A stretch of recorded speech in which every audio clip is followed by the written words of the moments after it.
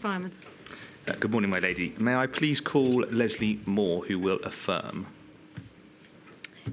Hopefully she can hear us. I can. Good morning, Miss Moore. Would you like to repeat after me, please?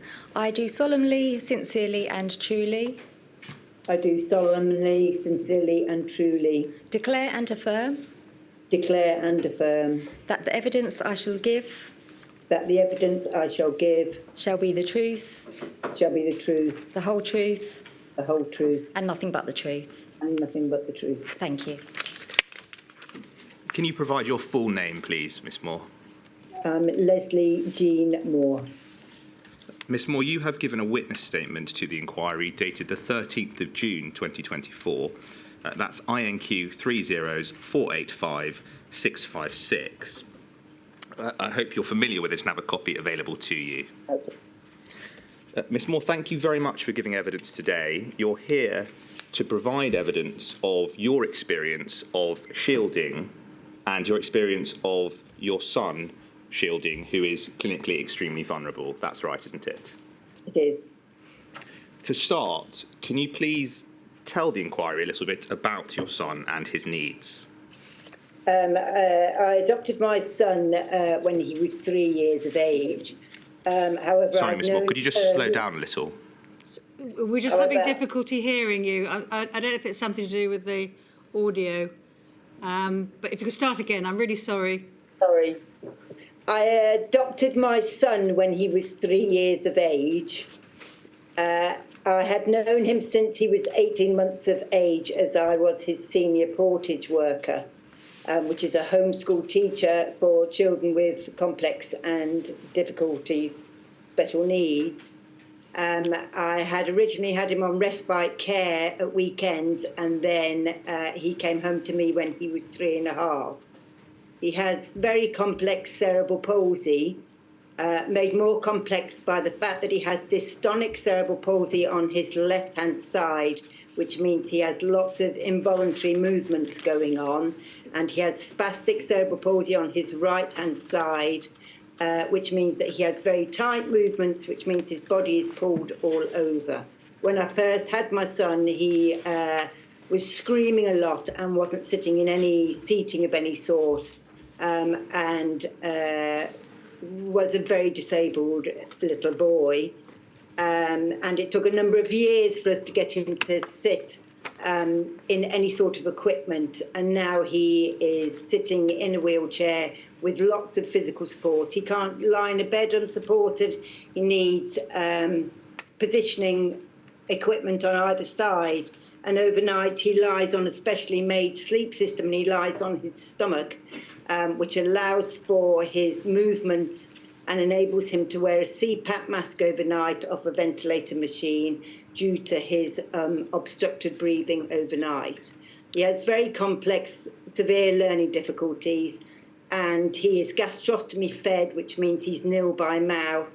And this has only been since he was about 12.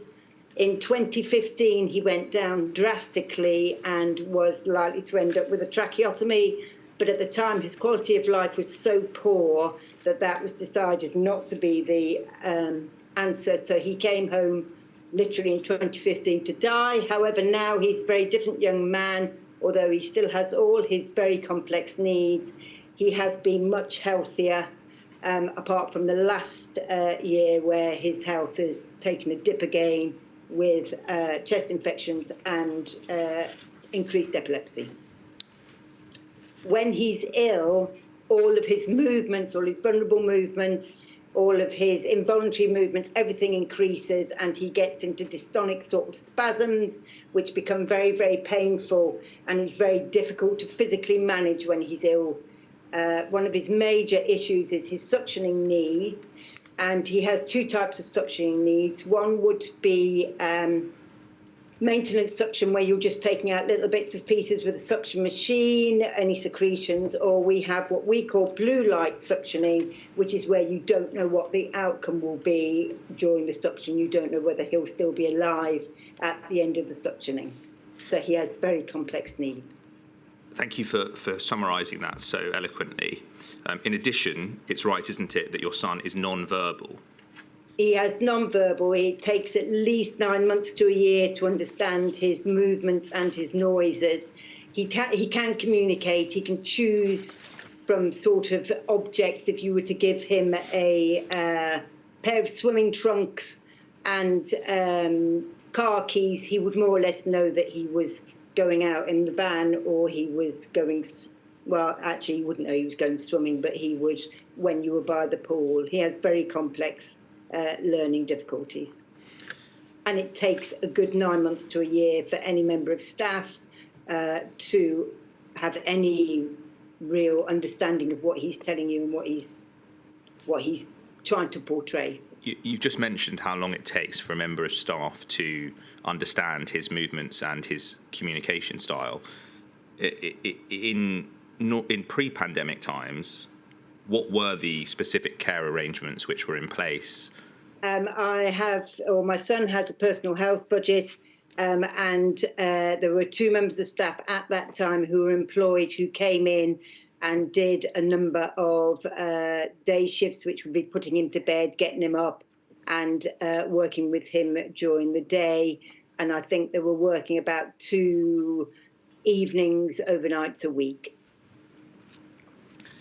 In your statement, I think you make clear that he needs 2 care staff with him at all times, except for if it's you who's looking after him. When he's at home and it's just me, then he's one-to-one because of the 22 years of having him. I know if he's smiling in another room just by the sound of his breathing. Whereas if he's at day centre, respite, at home, he's on 2-to-1 support. And that's mainly for his suctioning needs and his moving and handling needs. Taking you back, Miss Moore, to the start of the pandemic in March 2020, you make clear in your statement that you became very concerned about the risk to your son, and you decided on the 11th of March 2020 to take him out of school. Is that right? He was at college at the time. It is. Because of his very, very complex needs, when my son is poorly, he goes into all this dystonic panting, which is very painful. It increases all his suction needs, put him at great risk. I was very aware, especially as COVID was coming as a coughing disease, that my son would be exceedingly difficult to manage because of this. And the 11th of Feb, I have close contact with another parent of a young man with special needs. And we were starting to contact each other as news was coming through, because her son also has respiratory issues. And on the 11th of Feb, we'd seen somebody talking about a pandemic coming.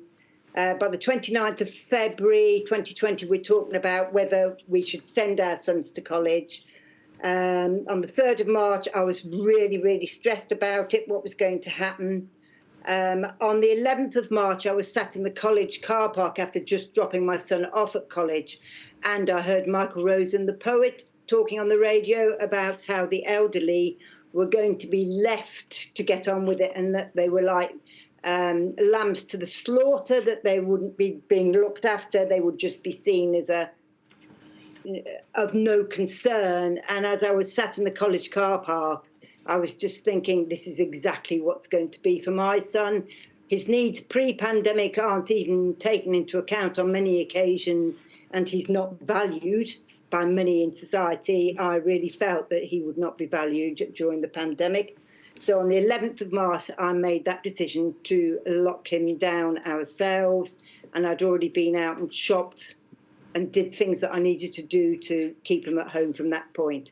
I did contact the GP surgery and asked for advice, and the advice was just follow government advice. I then said there was no respiratory advice, and she just said wash hands and wait and see. On the 13th of March, I then rang and asked the ventilation team at the local hospital what I should do, and I got an email back saying follow online National Health Service advice. Again, there was no respiratory advice specifically for those with respiratory issues. Thank you, Miss Moore. If you could just try to keep your answers a little bit shorter, we may be able to get through all of the information we need to. So just in terms of the timeline, we were talking about March 2020, and you spoke about how you decided to take your son out of college. What did you decide to do with respect to the care staff who were attending your house ordinarily to look after him? Because I knew that one member of staff had a young son who was going around family members for childcare, and the other member of staff was still attending social events and still shopping. I decided that, with also discussing it with his disability social worker, that I would stop the staff members coming into the house. So I then did my son by myself for 4 months. Am I right that given your son's complex needs, you expected that he would be designated by the government as clinically extremely vulnerable? I did. Did you, in fact, receive a letter from the government? I did eventually. I registered in myself on the government clinically vulnerable website page on the 23rd of March, and it was only 6 weeks after I'd locked down on the 23rd of April that I got a clinically vulnerable letter. You then began to shield, I understand it. I did. And can you tell us a little bit about your experience, just you and your son, shielding for a number of months initially until... Luckily, because I come from the professions and have worked alongside physios and occupational therapists and speech and language therapists, that I was able to continue many of my son's college activities and postural needs at home. Really, it was just surviving, day-to-day surviving. It's very hard being in a house by yourself with your son 24 hours a day. Just take a moment. What was the impact on you then of that additional caring responsibility? It's the total responsibility that you are responsible for your son and your son's needs, and the fact that at the time I really did not think that the government cared about my son's needs. In June 2020, were you able to reintroduce the personal support workers to support you and your son? I did, but very, very slowly and carefully, because it was better weather. Then they came back and they worked in the garden, and they were masked up and were trying to stay within 2 meters of him, but doing singing and dancing activities and throwing balls and things, not that he can catch a ball, but helping him and things to try and keep him as COVID safe as possible so that I could have 2 hours to myself at a time. It took quite a long time before they were back in doing cares. That would probably be a lot longer later on, that they were actually back in doing personal care. And I used to write COVID guidelines every week that I had made for myself to keep him safe, which was all doors and windows open.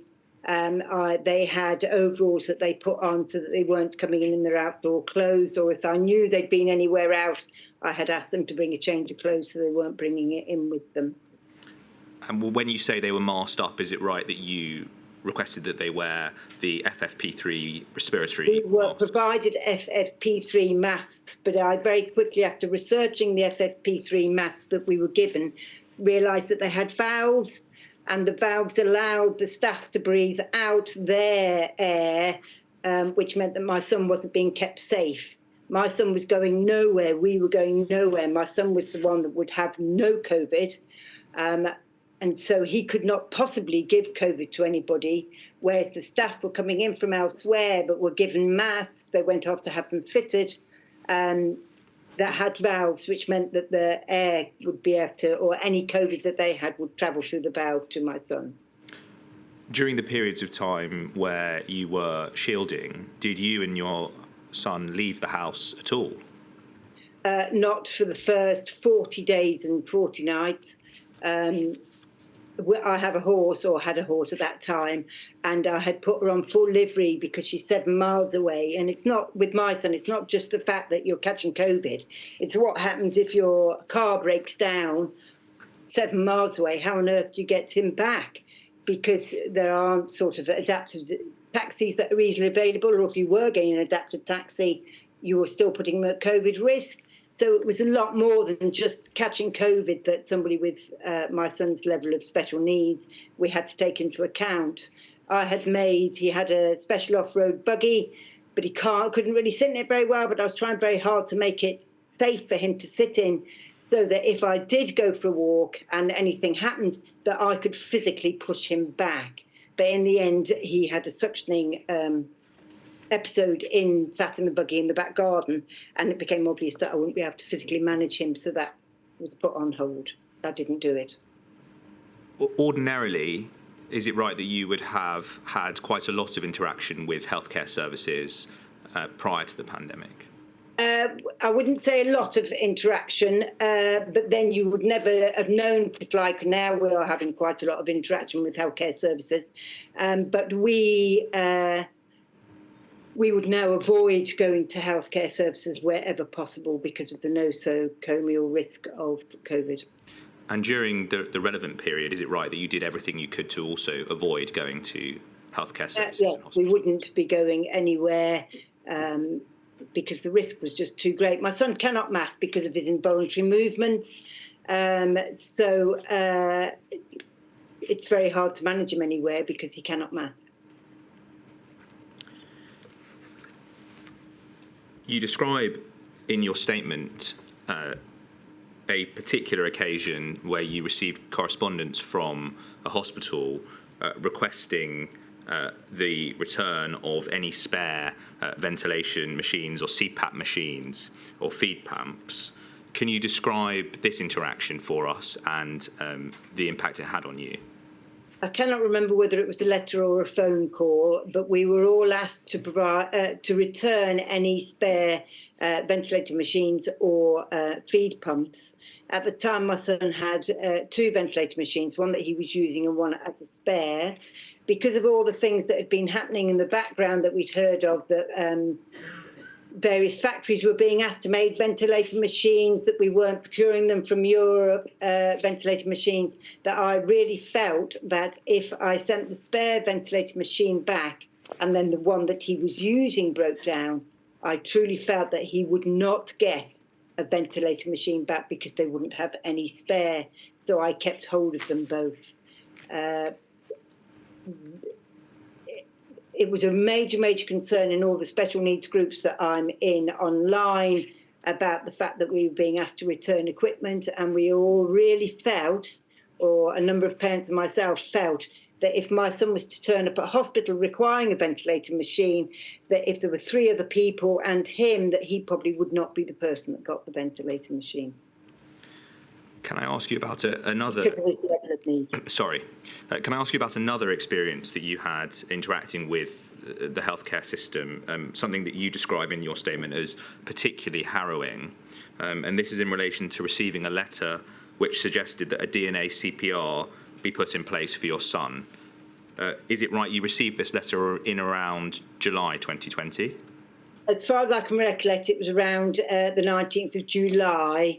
I believe it was then. I don't have the letter still, but I believe it was around then because, again, I have close contact with a number of other special needs parents, and we were discussing our feelings and views around this and were absolutely horrified. Can you remember in general terms, I appreciate you don't have the letter in your possession anymore, in general terms, can you remember what the letter said? I cannot remember in general terms. All I can remember and all I remember discussing was that what we would do about the do not resuscitate. And we all felt that what that letter was saying was that we're not going to take care of your young person's medical needs if they needed to be. From what you're saying, is it right that a DNA CPR is not something you would have wanted to have in place for your son? That gets much more complex because if my son had got to the level of needing to not be resuscitated, I felt he would have been so poorly anyway. Our discussion and our beliefs were that we wanted our son's daughters to be treated far earlier so they did not get to that level of needing do not resuscitate CPR. Did you ever have any further conversations with the healthcare services about the potential for a DNA CPR or anything around Not that advanced I care remember. planning? However, I did definitely get a letter on the 16th of May where I was asked to write down all of his needs so that he could go to hospital without me. There was no way, knowing how my son is and the fact it takes 9 months to a year for my son to go anywhere without me, that he could have gone into hospital without me.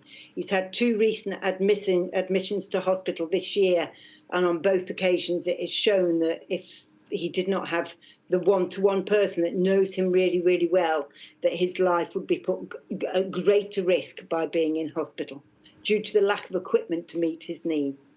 And I'm talking about his physical needs that he usually has at home, like his sleep system, a high enough overhead hoist to get him onto a sleep system, and all the equipment that we have at home to manage his needs.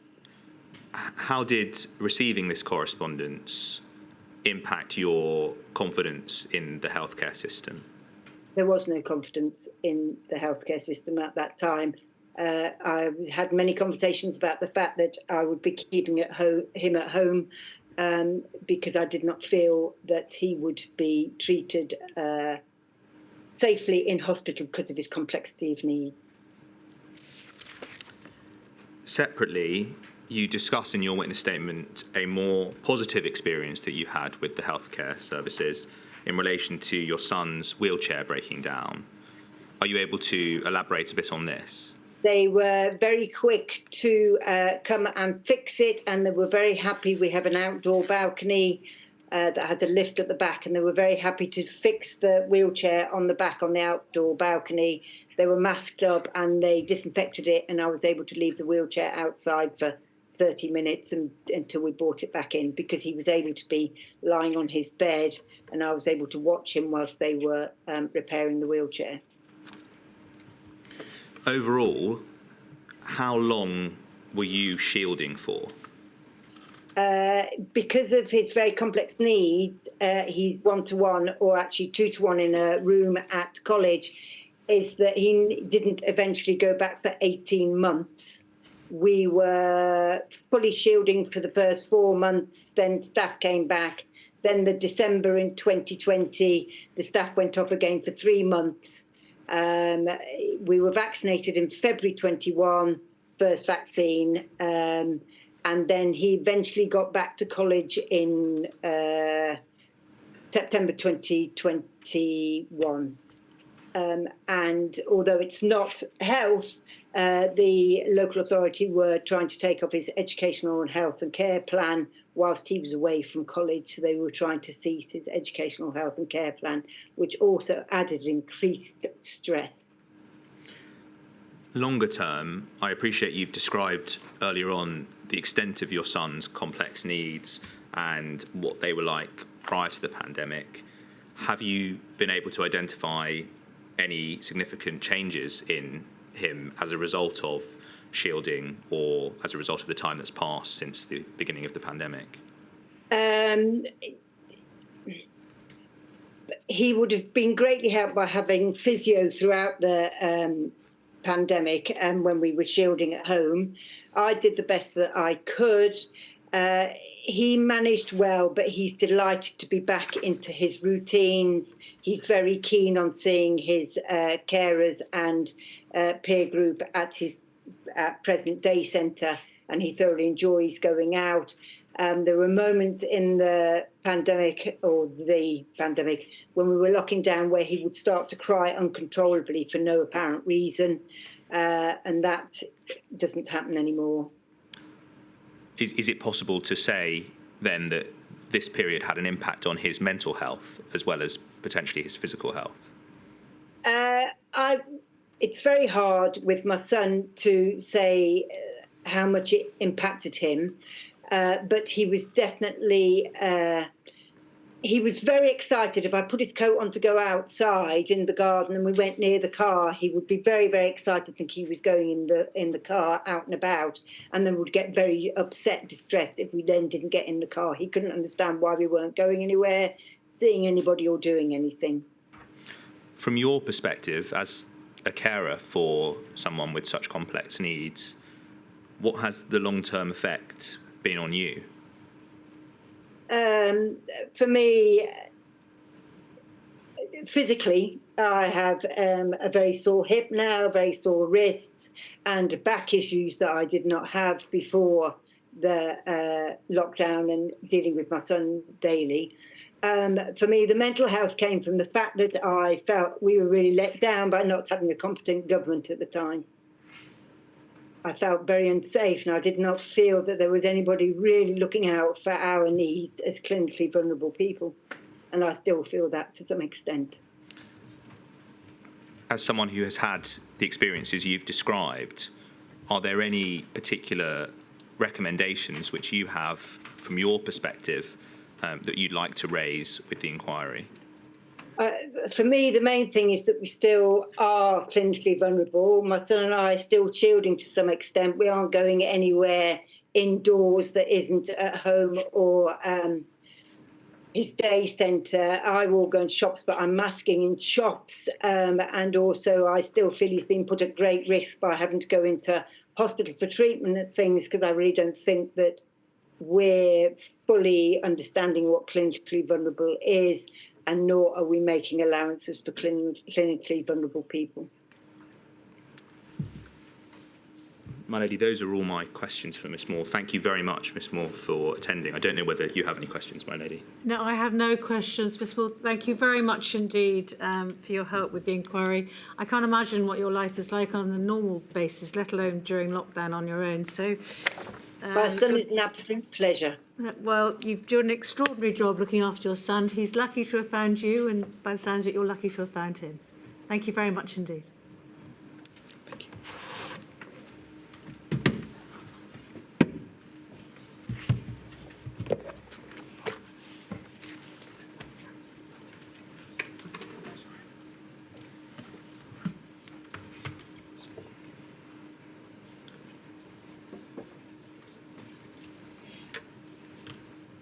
My lady, the next witness is going to be Mrs. Natalie Rogers.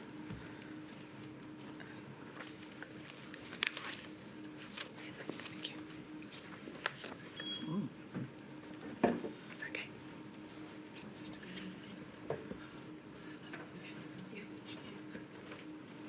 You'd like to repeat after me. I do solemnly, sincerely and truly I do solemnly, sincerely and truly declare and affirm declare and affirm that the evidence I shall give that the evidence I shall give shall be the truth, shall be the truth, the whole truth, the whole truth, and nothing but the truth. and nothing but the truth. Please sit down.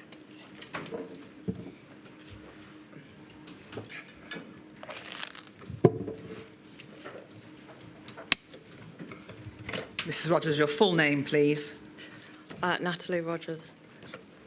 Mrs. Rogers, I think you've come to give evidence today as a founding trustee of Long COVID Support, is that right? That's correct, yes. And Long COVID Support is one of 4 organisations that collectively make up the Long COVID core participant group. That's correct, yes. The other organisations in the group are Long COVID Kids, is that correct? Yes. Long COVID Physio Yes. and Long COVID SOS. That's correct, yes. And I'll just, if I may, at the beginning, give a little background to those 4 organisations. Obviously, you can speak to Long COVID Support, but where you feel able, please tell us about the concerns of the group as a whole as we go through your evidence. I will do. All right. I think you have in front of you your statement ending 370954, and we may call that up on screen if we need to look at various parts of it. Okay. The 4 organisations, I think, together represent tens of thousands of adults and children who have suffered life-changing illness or disability following infection with COVID. Is that correct? That is correct, yes. And Long COVID Kids was established in September 2020 and supports over 11,000 families, with advocating for those families and the children and young people with long COVID. They do, yes, although there's probably more children affected than that. Understood. And I think, in fact, long COVID helps those anywhere in the world, not just the UK. Long COVID support, you mean? Long COVID kids. And long COVID kids, yes. Thank you.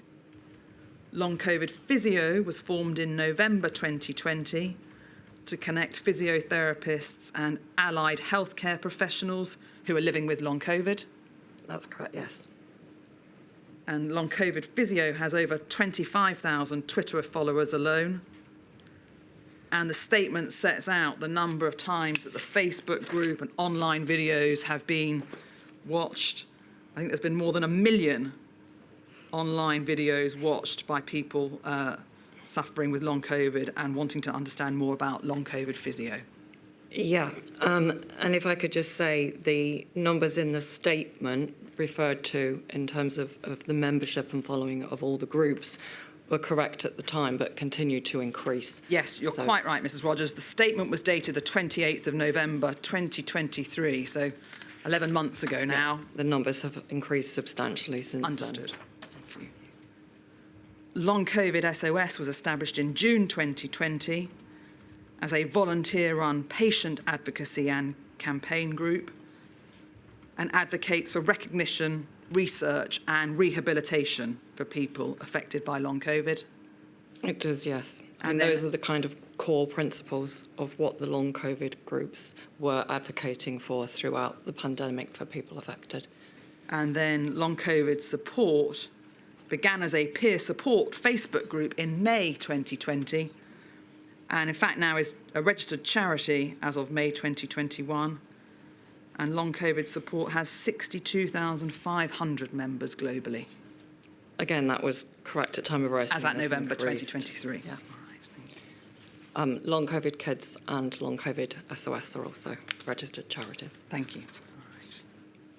And I think you make the point in your statement that those 4 organisations are mostly led by people that have long COVID or are caring for those with long COVID. That's true. There are also people involved in the organisation who are interested in either, furthering research or clinical care for people with long COVID. Can I ask, please, that we call up on screen 370-954_5, please, and paragraph 1.14. And Mrs. Rogers, if it's easier for you to look on the screen rather than put your head down into the statement, all well and good. But I just want at the outset, if I may, through you, sorry, shall I give the number again? 370-954_5. Thank you very much. And if we could highlight paragraph 1.14. Thank you. I think just at the outset of the statement, you very helpfully set out overarching concerns of the core participant group. And you say this: from our first-hand experience and the experience of our members, those who were suffering from long COVID struggled for recognition. They struggled to access appropriate care, diagnosis and treatment during the relevant period. Many people report their physiological symptoms were routinely disbelieved and disregarded by healthcare professionals, and instead often attributed to a psychological cause. In our view, there was a damaging delay in the UK's healthcare system recognising and responding to long COVID. And although this was written back in November 2023, do they remain the concerns of the long COVID core participant group today? That remains part of our concern, yes. Now, we have heard from experts about what is long COVID, so I'm not going to ask you about that, please, Mrs. Rogers, but I'd like to start really with the recognition and diagnosis of long COVID as a condition. Okay. And I think you say in your statement that there was a significant delay in the UK's healthcare sector recognising and responding to long COVID. And can you give us an indication of how long the delay was and the kind of impact that delay had? Okay, so our experience and the experience of our members and other people that we hear about through social media, etc., was very much that it just wasn't recognised at all that there was any possibility of ongoing symptoms as a result of COVID-19 infection. So from the very early days, there was this very pervasive and damaging misconception that, particularly if you were a non-hospitalised patient, COVID was going to be a very short, mild, flu-like illness.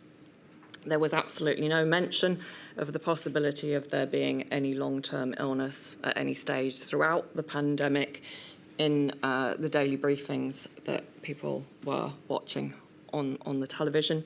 So, you know, for us, as people that did not recover within that expected 2-week time frame, we wanted to raise the alarm that you weren't necessarily going to recover.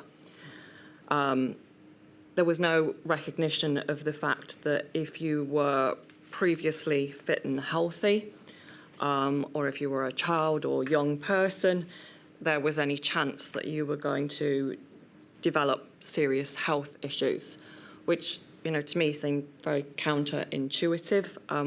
There's been a long history of post-viral illness. It's not a new concept. We've had Spanish flu, we've had SARS, we've had MERS.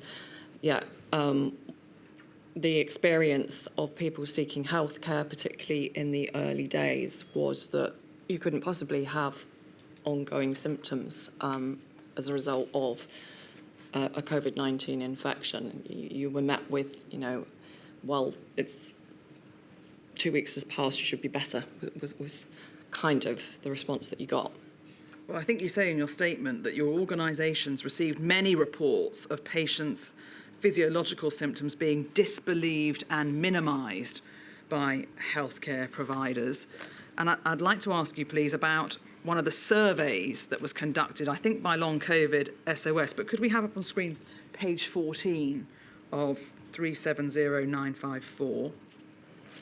And this was a survey Mrs. Rogers conducted in September 2020, so about 6 months in from the start. And if we look at paragraph 3.5, we can see there some of the difficulties encountered by adult patients when contacting their GPs, reporting the symptoms. And it included 33.3% of respondents stated their GP was willing to accept that long-term symptoms were a feature of COVID, but was unaware of any steps that could be taken to alleviate them. Yeah, so it was certainly my experience. I met with a number of different GPs in my attempt to access healthcare, and I went through quite a few before meeting with one that was actually willing to accept that the ongoing symptoms that I was experiencing could be due to an acute infection with COVID. Now, this was a UK-wide survey, I think, with 271 respondents to it, most of whom were for England, but there were respondents from Scotland, Wales and Northern Ireland as well. And most of the respondents were females Yes. to this survey. Possibly because females are more likely to respond in terms of wanting to get that information out there, to share their experience and protect others. I think we heard from the experts yesterday that women are actually more likely to suffer with the symptoms of long COVID as well. So that may also feed into why more women responded to this. But that, again, could be due to different health-seeking behaviours. If we look further down at some of the responses to the survey, 10.7% of respondents reported having their GP suggested they may be suffering from anxiety due to having had COVID-19 or experiencing lockdown. Yeah, a lot of people did have that suggested to them. This is possibly due to the fact that COVID seems to have a significant impact on the autonomic nervous system. So you kind of completely lost control of your blood pressure, heart rate. You know, people had very high racing heart rates when they were presenting to healthcare professionals. That was my own experience, but it wasn't down to anxiety. And if I just, finally, we're looking at the survey, 3.55, more than 2/3 of GPs didn't follow up the initial contact by phone or other means. And 37% of respondents reported their GP didn't discuss referral to any specialist services. Now, by September, they may not have, we're going to hear about the plans that were put in place by various governments. And in reality, in September 2020, there wasn't very much, was there, Mrs. Rogers, by way of referral services at that stage? There wasn't very much in terms of services to refer to, but there was also a distinct lack of understanding of the possibility of ongoing illness. It was, as I said before, so widely publicised that, particularly for community patients, it would be a short illness of 2-week duration. Many patients were met with complete disbelief that they could possibly still be suffering the ongoing effects of the virus. If they were believed, as you said, there weren't any known services to refer into. There was a lack of knowledge and understanding of the symptoms that patients were experiencing amongst GPs. So they may have their symptoms acknowledged, but then there wasn't anything that could be done about them. So, if I understand it correctly, 2 problems here. Those that were disbelieved or had their symptoms minimised by GP, but where there was a GP that was a more understanding and sympathetic, nowhere for the patient to be referred to or help to be support given. All right, understood. And can I ask you, from your own experience, did you have difficulty with being disbelieved or diagnosed at the beginning? So, I had difficulty from the outset, from when I first became ill. So I was severely, acutely unwell at home. I tried phoning NHS 111, both the COVID and non-COVID lines. It was very difficult getting through to either. The whole kind of act of seeking healthcare was exhausting, at a point that you were sort of suffering from crippling fatigue, intense headaches, all sorts of, difficulties just being, really. Breathing itself was difficult. So having to constantly try to get through to seek healthcare during the acute phase was a challenge. And when you did get through, you may not be believed, because initially there were sort of 3 cardinal symptoms: cough, fever, loss of sense of smell. If you didn't have those cardinal symptoms, it was often questioned, did you have COVID? That was the first thing that happened with me. My most intense initial symptom was the inability to draw breath, intense, crushing chest pain. But I was told that for as long as I could actually breathe, speak, then I didn't need to be hospitalised, and I should manage the condition at home. My difficulty breathing was so intense that I actually researched online myself what I could do to try and manage that. And I found a YouTube clip from a doctor that advised lying on your front so that you would take the pressure off your lungs. And I just kind of lay there, sort of listening to my own laboured breathing and counting the days, because I'd also read somewhere that if I got to day 8 and I was still breathing, I was going to continue doing so. So that initial acute phase was really, really quite harrowing. But I did survive, and then I kind of assumed that I would have that sort of typical linear recovery that you expect to get after most illnesses. And that didn't really happen. And then I had this sort of whole system crash, really. And then I just had this whole raft of debilitating symptoms on top of those that I was already experiencing. So I had, as I said, my heart rate, blood pressure just sort of went out of control. I had vertigo, you know, I couldn't walk. I just felt like I was going to fall over. Just getting to my own bathroom was a challenge. The only way I found it really, really difficult, and this was one of the problems when you were seeking healthcare, was articulating the symptoms that you were having. It was really difficult to describe. I felt like I had radiation poisoning, but, you know, to go and say that to your GP, they're just going to think, what you're talking about, kind of thing. So I kept phoning up, and I did eventually get triaged in May. Of 2020? In May of 2020, having become ill in March of 2020. I got triaged in, it was like a COVID hub, sort of outdoor medical tent, if you will.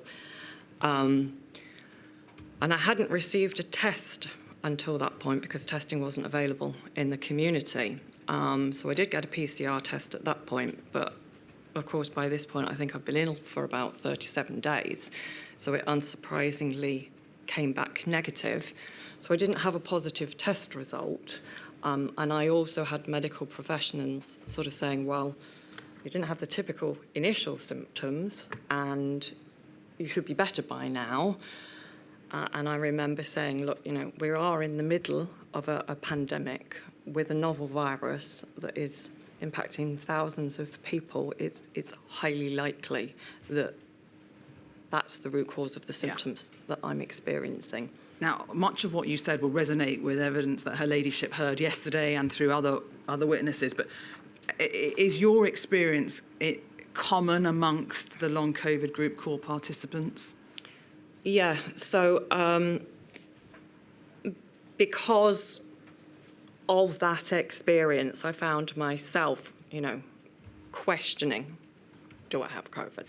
And I just kept coming back to the answer, it's got to be, you know, mainly because of the difficulty that I had with breathing was so intense, and the fevers that I had, it was unlike anything else that I'd experienced. So I was looking online to try and find any information I could. That's what I wanted to ask you about, actually, Mrs. Rogers, because I think you say in your statement that although you've just told us that you were diagnosed in May 2020, it wasn't really until the early summer of 2020 that medical and scientific advisors began to recognise the long-term effects of COVID. Is that roughly right in the chronology of? That's roughly right, but obviously, you know, the people experiencing it, they already had kind of all of the information about what symptoms they were experiencing. So when I went online, I stumbled across the Facebook group that has later become the charity Long COVID Support. And that was kind of a sort of moment of enlightenment, if you will, because there was just story after story of people going through similar experiences to mine. Now, can I ask you about that? Because you've obviously alighted upon a large number of people experiencing the same thing as you. And I think in your statement, you make the point that between April and August 2020, there were various documents, including those with at SAGE level, beginning to talk about the long-term consequences of COVID. But between April and 2020, where there is this emerging understanding of the consequences, did you ever see anything from the Department of Health that was warning people or alerting them to the fact that there may be long-term consequences of COVID? No, I didn't. I have, since become aware of the video that was produced. The video came out, I think, in October. Right. So here we are in the summer. It's Yep. beginning to be recognised at a government organisational level. It's obviously being recognised on social media amongst all the people that are experiencing these things. But do I take it that nothing really was coming out warning the public in messaging that There was may nothing in the public domain. You will probably be aware, Mrs. Rogers, that we have heard evidence that long-term consequences are not new, but certainly Professor Whitty told us, for example, that precisely what those consequences are not necessarily known at the beginning of a pandemic. Bearing that in mind, what do you think could have been done in terms of public messaging to help alert people to the fact there may be the consequences when the consequences aren't in fact known at that stage? I mean, I think sufficient was known about the fact that there were ongoing consequences and that they were potentially very debilitating to make people aware of that possibility. There were enough, there was kind of a sufficient critical mass of people presenting to healthcare, raising the alarm on social media for it to be known that there was potentially going to be a significant ongoing problem here if we didn't make people aware of the possibility of ongoing symptoms. And that at least should have happened. Can you help? What do you think they should have said? Well, like I said, the video that was produced that went out in October, the messaging on that was actually quite good. Right. But I didn't see it at the time. Nobody else I knew saw it at the time, and it's a shame that that message didn't get out there. Well, we'll come to the video in a moment, but I think in your statement there was a number of attempts by members of the long COVID core participant group to try and raise awareness. And I'm not going to go through all of them. You set them out in your statement. But I would like to ask you about a letter that was sent to the Prime Minister, Mr. Hancock, Professor Whitty, the Chief Executive of NHS England. And could we call up on screen 238582? Thank you very much. This is July 2020. It's from Long COVID SOS. It was signed by over 1,000 members of the group. And we can see there that you're writing to a significant number of people in senior positions on behalf of thousands of forgotten victims. Why was it described in that way? Well, you just felt like you were invisible because there was no public health messaging. When you were seeking healthcare, you were met with disbelief. So, the messaging was that if you weren't hospitalised or you didn't sadly lose your life to this virus, then it was going to be a short 2-week illness and you were going to be fine. So we were suffering, we were going through a horrendous experience. I mean, in fact, I'm incredibly grateful to the people that wrote this letter in July, raising the alarm, because I myself at this point was in bed in a dark room with intense pain, searing pain in my head like nothing else I've ever experienced. So I wasn't at that point in a position to be able to advocate. And in that respect, there were many other people like me who were alone, in their room, trying to make sense of the experience that they were having, trying to get validation for the experience that they were having. But it was a real challenge to do so because the symptoms that you were experiencing at the time made it impossible for you to advocate for yourself, because just the process of breathing was exhausting. Well, if we just go down in the letter slightly to the paragraph beginning throughout this period, having set out the statistics about infection rates, but throughout this period, the general public have been assured by government and public health sources that most mild or moderate cases not requiring hospital admission resolve within 2 weeks. However, it's becoming increasingly clear that for many this is far from the case. And then reference there to a study that suggested that as many as 1 in 10 people with COVID were sick for 3 weeks or more. And reports in the press are starting to emerge a describing pattern of illness experienced by many, which is completely at odds with the prevailing view about the virus. So setting out in terms there, Yes. that the messaging that it was just mild or moderate and you'll recover Yeah. was not according with what a number of people were feeling and That's experiencing correct. on the ground. And members of the long COVID groups were desperately just trying to get that message out there by whatever channel they could.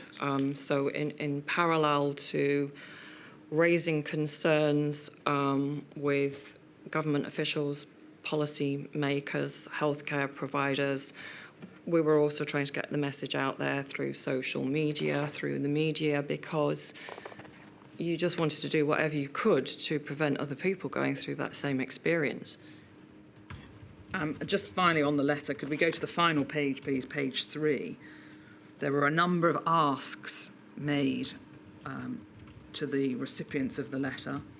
5 of them set out there: establishment of a working group, commissioning of research, development of protocols and care pathways to ensure that the practitioners are empowered to treat long-term COVID-19 patients, creation of multidisciplinary clinics, and the consideration of the economic implications. And so that was what you asked for in July. And we may now look at some of the things that did or didn't happen in that regard. Thank you. That letter can come down. And I think you make the point in your statement that in September 2020, Long COVID SOS met with Professor Stephen Powis, the medical director of NHS England. And you say it was the start of regular and ongoing dialogue about providing better care for people with long COVID. And so that was clearly quite an important meeting. It was a really important meeting, and it seemed to be the case that up until that point, there had been no attempt to engage with the people that were actually experiencing long COVID. So you talked about, a growth of awareness within government from, between April and August, I think you mentioned before. But there was still no attempt up until this point in September 2020 to engage in any way with the people that were experiencing long COVID in order to gain a better understanding of it. And, if you like, those early patients were the canaries in the coal mine. That they were the people who had the most information about the condition at that time. They were the ones living with it. So it was, yes, a turning point in the sense that their opinion was finally listened to in some respect. Now, also in September 2020, you say that that was the first official government guidance published by Public Health England, as it then was, into the longer-term effects. And I'd just like to ask you about that, please. Could we call up 272238? It's a shortish document, Mrs. Rogers. Mm-hmm. It includes, obviously, a list of some of the persistent health symptoms. And it says that there is some research ongoing in terms of the post-hospitalisation COVID study. But right at the top of the document, it says around 10% of mild COVID cases who are not admitted to hospital have reported symptoms lasting more than 4 weeks. And a number of hospitalised cases report continuing symptoms 8 or more weeks following discharge. Do I understand it correctly that Long COVID Group have concerns about that highlighted paragraph in blue there? What do you mean by have concerns about Because it? I think in your statement, there was a consideration given to the fact that the guidance incorrectly suggested that long COVID only occurs in individuals who've been hospitalised with severe COVID-19. All right, yes. Just help me about that, please. What was the concern? So, obviously, the biggest concern was the fact that there seemed to be no awareness of the possibility of ongoing symptoms. That was the biggest initial concern we had. Then, when there did seem to be some acceptance of that possibility, it was completely focused on hospital patients. So this again overlooks, and you asked before about people feeling invisible. It completely overlooks again the experience of people that hadn't been hospitalised. And what we were learning was that you could have quite severe long COVID, irrespective of the severity of your acute COVID infection. In fact, you could have pretty much asymptomatic acute COVID infection, go on to develop quite severe long COVID. That was one of the issues. And also the other issue was, of course, as we've previously spoken about, that the threshold for hospitalisation was so high that you also had patients in the community that had actually been severely ill with acute COVID. So that whole cohort of people aren't considered in that paragraph.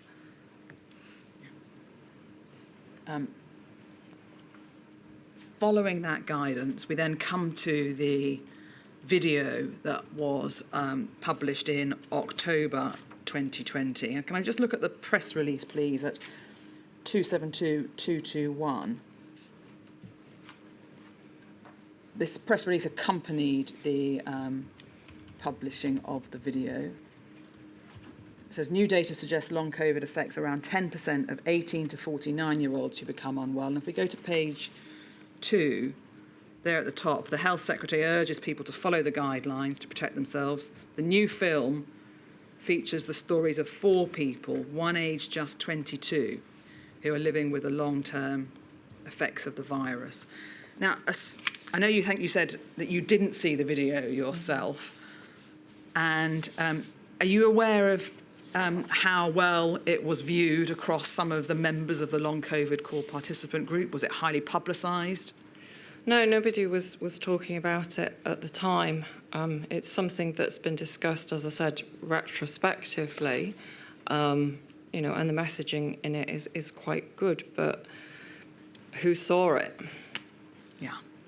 Certainly from your experience and those that you represent, not... And we were people that were actively seeking information. Aside from this video, are you aware if there was any other press release or a follow-up video ever? No, this is, to my knowledge, the only one that was produced in terms of videos. Do you think there needed to be an ongoing Campaign, yes. And I think we know then that in December 2020, the NICE guideline came out with the first UK clinical definition. I'm not going to ask you about it. Mm-hmm. That just rounds off 2020.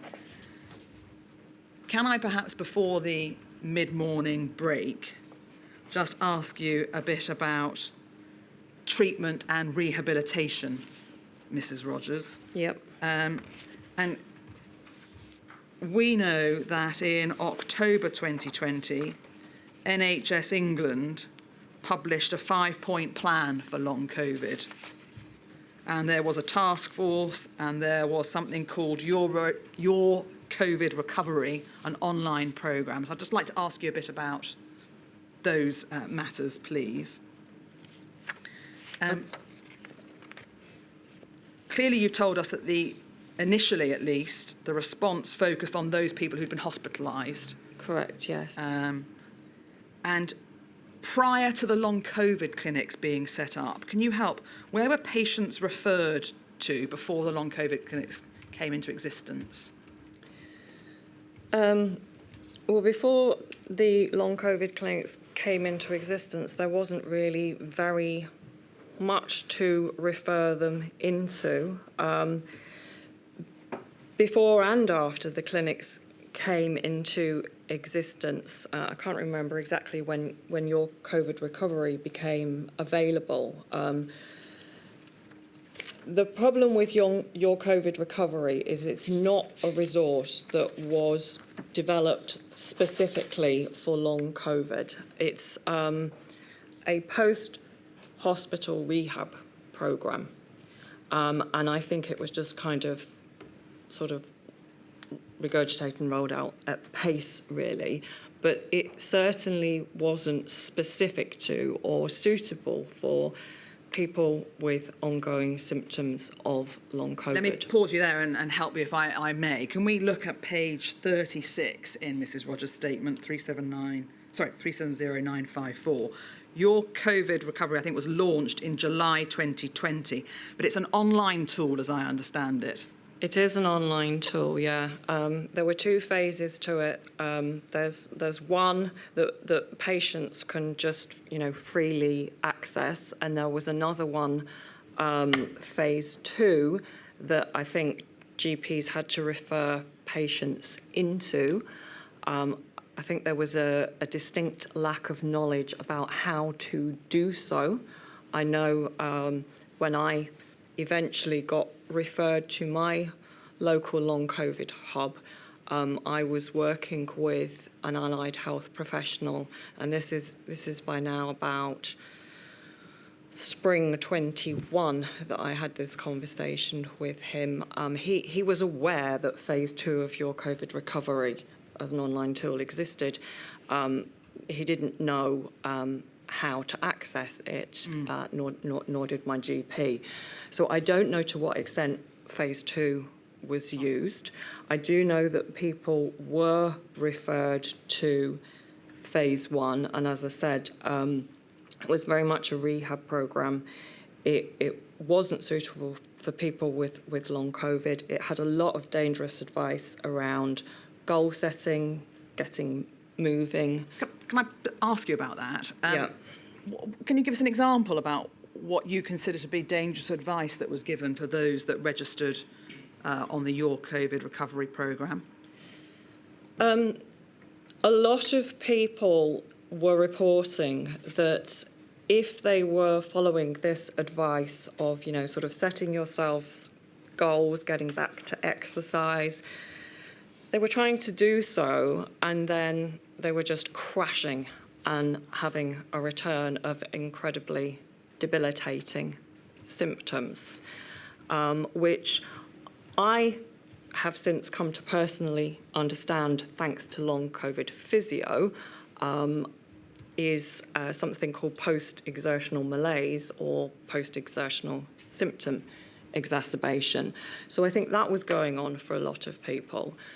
There were also a lot of people that had, undiagnosed ongoing organ damage, so perhaps myocarditis of the heart, etc. Again, you shouldn't be exercising. We just didn't know enough about the sort of biological mechanisms of long COVID for people to be taking this approach. And they were doing so because, people wanted to get better. Yeah. So they were following whatever advice was out there in the hopes of getting better, and it was making some people seriously unwell. So we did approach your COVID recovery, as did long COVID SOS, to make them aware of the fact that we didn't feel that the programme was suitable for people with long COVID. Another issue with it was that it just had large volumes of information that you needed to read in order to kind of support your own recovery, and that didn't account for the neurocognitive issues, level of fatigue that people were experiencing. I think you said there that you had raised some of the concerns with your recovery. Was there any positive outcome once you'd told them of your concerns? Not for a long time. It took a long time and a lot of advocacy for any changes whatsoever to be made. Another of our concerns was the imagery on it was very much targeted about, getting back to exercise kind of thing. And these were people that were just too debilitated, too disabled at that point to even consider being able to do that. So any changes that were taken on board were incredibly slow. And I'm aware that the site has now been taken down. Right. But people are still being directed to it by many hospital trusts. So, is there any replacement that you're aware of now that no? On final issue before the break, we heard yesterday from Professors Breitling and Evans about the variation in the services that are available across the UK for those who are suffering long COVID. Certainly we heard of what are colloquially known as one-stop shops that are available. And I just wanted, are you able to give us the long COVID group core participants' view on whether they are a good way of trying to deal with the very many symptoms that long COVID sufferers I believe so. Yeah, you do need a multidisciplinary team approach that involves both clinical care and rehabilitation care. It needs to be led by a doctor. You need to have a single person coordinating the care of the patient, because, as was my experience, my long COVID service was set up as in an existing respiratory service because COVID was initially believed to be, solely a respiratory disease. And they were kind of dealing with my care from a rehabilitation perspective, but I was also having to go through the GP surgery for all other investigations that were required, which involved multiple disciplines, and I was having to kind of coordinate and administrate my care through many different healthcare providers, which was utterly exhausting. And also, letters got lost. I didn't receive the results of tests. There was a point at which I completely sort of fell between respiratory care and cardiology in terms of the diagnosis of what was going on for me. So from that perspective, it is really important that somebody has oversight and there is centralised, coordinated care of patients. Some services do that well, others don't. Some services are purely a therapist-led service, a bit like mine was. So where that's the case, they can't diagnose, treat, refer onwards to other disciplines. So you're kind of sort of in the service, but it isn't fully able to oversee your care needs. So it is important, that we have that team that can address everything. I think you say in the statement that certainly long COVID SOS were of the view that the one-stop shop is what they would consider the benchmark for long COVID care. I was wondering, does that also stand true for the other three organisations that make up the long COVID core participant group? Yeah, that's what everybody would advocate would be the best service, both for the patient, but also in terms of efficiency of healthcare. Because if you're having to utilise all of these different services, it's not very economical in terms of healthcare provision. Understood. My lady, would that be a convenient moment? Of course. I hope you're warned that we take breaks Ms. Rogers. I shall return at 11:30. Thank you. All rise.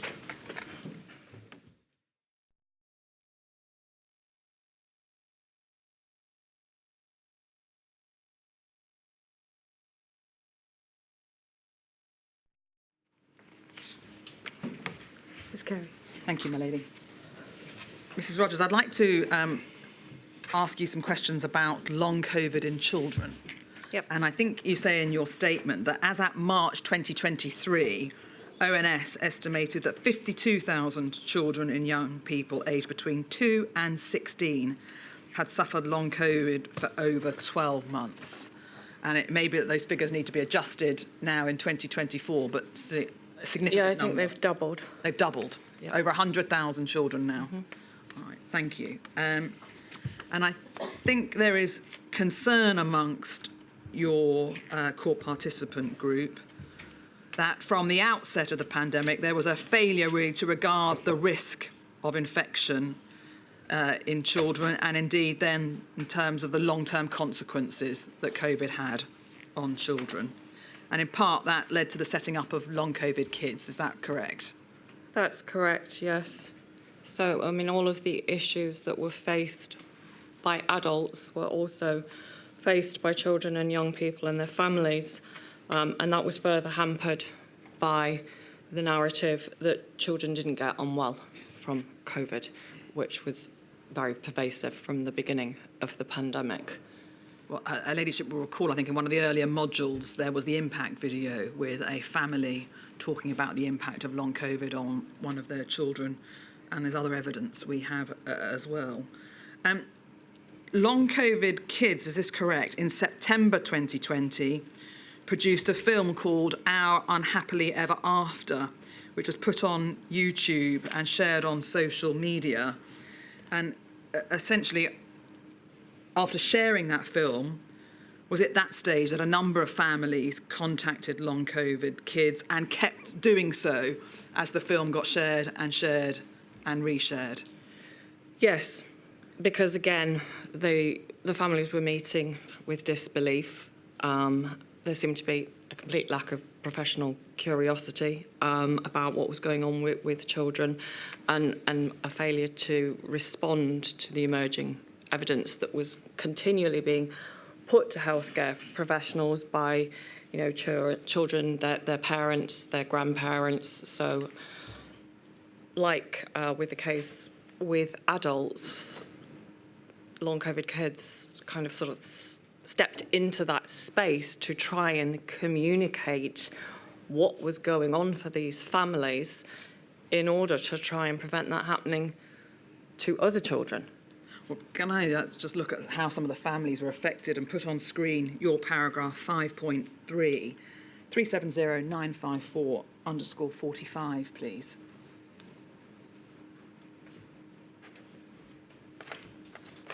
Because there's reference we can see there at 5.3 to the sharing of the film. Clearly, each family's experience was distressing, similar, and yet unique. In terms of long COVID in children, all had experienced a lack of awareness and support from GPs about post-viral conditions, complete lack of awareness about the incidence of long COVID in children, and indeed, in turn, the absence of treatment pathways. All had been told or made to feel they were neurotic or over-concerned parents. So a different form of minimisation, but minimisation nonetheless, of what the adults were being told when they were telling GPs about their symptoms. Yes, so again, there's been this history of attributing unexplained illness to psychological causes. Adults were certainly experiencing that when they were seeking healthcare, but, that was kind of almost ramped up to another level with families in the way that parents were being kind of almost blamed for making up their children had these symptoms. And I said before about, my own experience and how difficult it was to communicate and articulate the symptoms that I was experiencing. And that's even more difficult for children because they don't have the same communication tools as adults to articulate their experience. It's a complex, multi-systemic illness. You really don't know what's happening to your body. And that's very, very difficult for children to articulate. And often they don't articulate with words, they articulate through their behaviours. That doesn't mean that the cause is psychological, that there's an underlying physiological illness, but it's not yet understood. And really what we needed was people just to say, we don't yet fully understand it. Can I ask you about some of the factors that you set out in your statement that negatively impacted children with long COVID accessing healthcare? And could we put up paragraph 5.5 at page 46 of Mrs. Rogers' statement? And can we see at the top of that page there, you set out helpfully a number of factors, including there was no information published by the government, the Royal College of Paediatrics and Child Health, and by healthcare providers on the risk of COVID-19 to children. And then there was no paediatric clinical definition of long COVID until February 2023. So the adult definition, certainly from NICE, came out in December 2020. 2020, yeah. 2 and a bit years on for the clinical definition of paediatric long COVID to come out.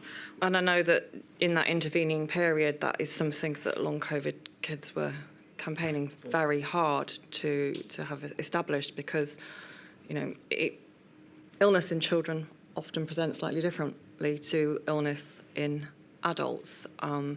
And there just didn't seem to be any urgency to investigate what was going on for these children and families and establish a paediatric clinical definition that would enable people to then go on to access care, because of course without a clinical definition for an illness there's no established care pathways and it makes it much more difficult to seek help.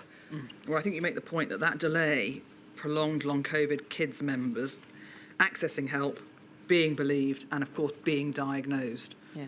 Right. Lack of data collection, reporting on hospital admissions, deaths and long COVID in children. Why do you think it is important that we have that data available? Well, if you don't measure what's going on, you can't plan to deal with it. It's hidden. And that was the experience of these families. Their experience was hidden. And that's meant that, you know, there's been no warning system to prevent other children being affected.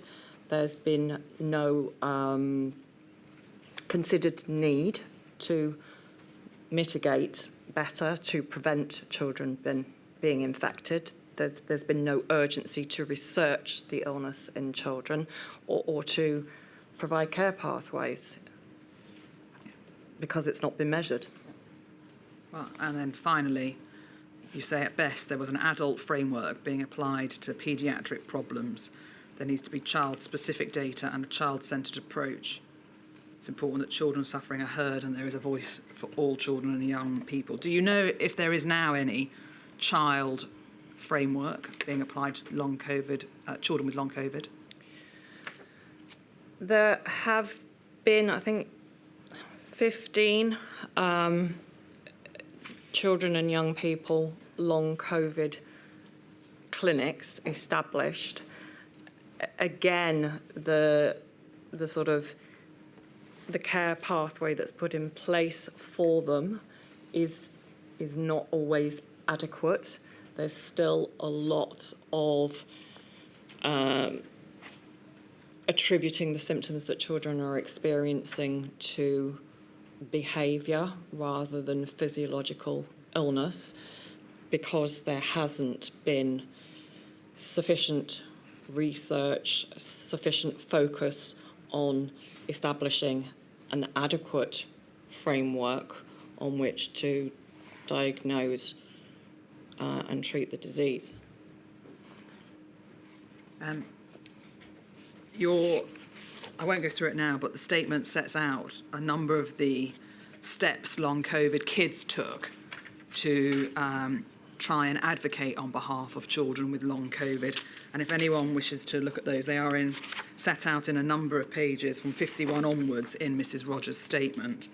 Can I also, through you, if I may, urge those watching to read the section of your statement dealing with long COVID and healthcare. We're going to take up that thread with other witnesses that are coming in the next few weeks, Mrs. Rogers. But what I'd like to turn to with you now, please, is really the effect of long COVID on sufferers and their families' mental health, well-being, and their enduring physical symptoms. And I think you set some of that out starting at your section 7 in your report. But could you just help me with this? What was the impact really on you and your members of having to advocate all the time to say to professionals, I'm not getting better, I need more support, it isn't a heart problem, it isn't a lung problem? How did that affect you and the members of those that you represent? Okay, so it's exhausting having to continually fight that hard for recognition. You know, we're talking about people who are sick, really unwell, in the middle of a pandemic. These people want to know what's wrong and they want to get better.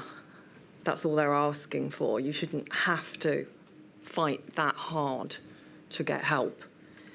Having to fight that hard, being repeatedly gaslit and disbelieved while you are suffering from a really debilitating illness that has genuine physiological symptoms, it is going to have knock-on psychological impacts because, it affects every aspect of your life. To be that unwell, it affects your ability to work, your ability to socialise, your interactions with your family, your financial stability. So, there is going to be straining on your mental health, but on top of that, you're also having to work really, really hard to try and be recognised and get any form of adequate healthcare. I think you say in your statement that for those that had to give up work or certainly reduce their hours, obviously there's a financial consequence, including people using up their savings, taking out private loans, using debt services. And there was a long COVID support, I think, survey that said that 1 in 16 of the respondents were using food banks. Yep, that's correct. So I don't think that there's anybody that has been affected by long COVID that hasn't, had at least some degree of financial harm. There's financial implications to this thing at every step. Loss of income, sick pay or lack of it, depending on your profession. That has a knock-on effect on your pension. So we're talking about lifelong financial implications. There's the cost of private healthcare because people are desperate to find answers to help them get better. People are spending their savings trying to do so. If they're not spending their savings trying to put a roof over their head, as you say, there are people that should be able to work, that were able to work prior to the pandemic, that were able to engage fully in society, that now aren't because they're so considerably disabled. I think you said 1 in 7 respondents to the survey that long COVID support did had lost their job because of reasons connected to long COVID. Yep. And can I ask you about risk of reinfection and how your members feel about that? Clearly, we're not in the emergency phase of the pandemic anymore, but it's still with us. How have your members felt, and what have they said about the risks of reinfection and how they're treated now, given that risk to them? Okay, so since we sort of opened up in the summer of 2022, Freedom Day as it was, that was a really difficult day for people with long COVID, because we know firsthand that the virus can utterly destroy your life as you know it. And yet the talk was very much about just exposing people to it continuously. People are being infected with COVID several times a year still. There's been quite a lot of research about the fact that every time you're exposed to the virus, that increases your risk of developing long COVID. If you already have long COVID, it opens you up to a worsening of your existing symptoms. So naturally, it's perfectly rational to want to avoid getting it again. So that has made life quite difficult for people with long COVID, because they are effectively clinically vulnerable to this virus. And, you know, they're often having to seek healthcare. There's currently no mask requirements in healthcare. There's not adequate ventilation or air filtration. So they are repeatedly exposing themselves to a risk that they know can do devastating harm. I think you also say that people with long COVID are not regarded as a priority group for vaccinations. That's correct. And again, you know, we don't understand why that hasn't been considered, because we are clearly clinically at risk in terms of the health consequences of this virus. That's an established fact. So why are we not being prioritised to avoid getting it again? Seeing as, you know, the whole kind of underpinning ideology of opening up is that we now have this vaccine that protects those that are at risk. And people with long COVID are at risk, yet that protection has been removed from them. It's not an option. Can I ask you a little bit about research? Because one of the recommendations that you make in your statement is for a more focused and better funded approach to research. Now, I think we heard that the initial research was into those people that had been hospitalised. Then there was calls for research into those people who had not been hospitalised. But can you help us, please, Mrs. Rogers, as why it is those that you speak on behalf of today are still calling for more focused and a better funded approach to research? So a lot of those research studies that you referred to were kind of more on the epidemiology and characterisation of long COVID. We need to be prioritising biomedical research into long COVID so that we can establish accurate diagnostic tests. We don't have that at present. There's no, tests that have been developed that are specific to this condition, although a lot of research has been done that has identified potential biomarkers that could lead to tests for it. And then we need to look at developing treatments. So that needs to be a priority for research. There needs to be separate studies into the paediatric population and comparing the burden of long COVID in children with other childhood illnesses. I think it is, one of the most significant childhood illnesses presently. So we need to better understand the pathophysiology of what is going on with this illness, how to treat it, and we need to invest in that quickly because people continue to be affected by it all the time. You set out at the end of your statement, helpfully, a number of recommendations that you would argue for. There are, I think, 11 in total. I'm not going to go through them all with you, Mrs. Rogers. We've just looked at the recommendation in relation to research. But you say at recommendation 2 that healthcare systems can only respond adequately to longer-term sequelae when they are actively monitoring and counting it. The UK should ensure that decision makers prioritise the early collection of syndromic surveillance data of longer-term sequelae.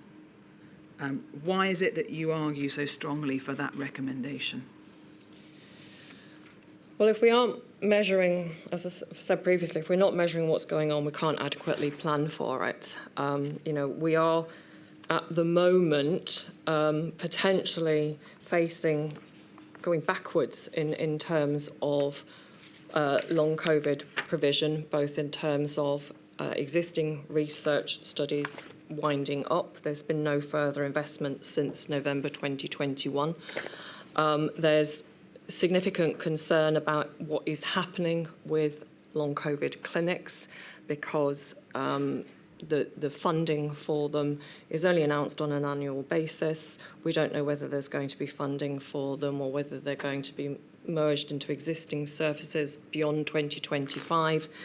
Again, if we don't know the number of people that are needing support through healthcare, we can't adequately plan for it.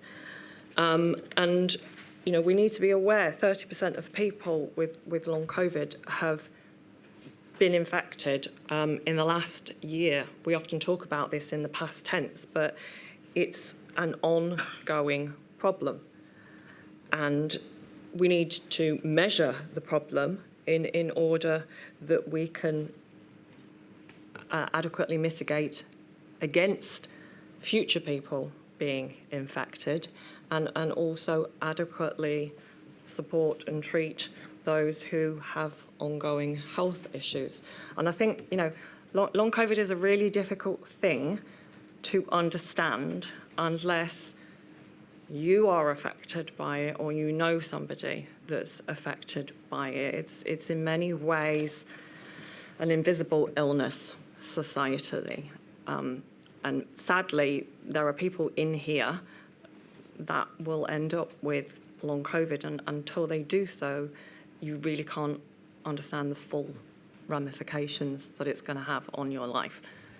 Just final topic, and I want to just pick up on what you said there about the invisible illness, and we understand the context you use it in, but can I just ask you about your group's experience of inequality-related issues with long COVID? Because I think you say in your statement that your organisations have observed through your membership that people from underserved groups and areas of deprivation suffer structural barriers to accessing patient support organisations for long COVID sufferers. So you've already told us about the problems that you've had, but do I understand from that if you're coming from a Black, Asian or minority ethnic background, it's even harder to try and seek out the support that you've yourself found it difficult enough in the first place to obtain? Yeah, I regard myself as somebody that has quite kind of high health capital in terms of my ability to access healthcare. If it's been this hard for me, I can't even begin to imagine how difficult it would be for people that already face structural barriers to healthcare, by virtue of where they live geographically, deprivation, from a minority group, etc. We think that, there's an overrepresentation of women with the illness, but that is potentially because there are many groups of people that healthcare or support groups like ours are not able to reach because of the healthcare seeking behaviours of those groups, because of stigma, just not, having that cultural capital to advocate for themselves in order to access healthcare.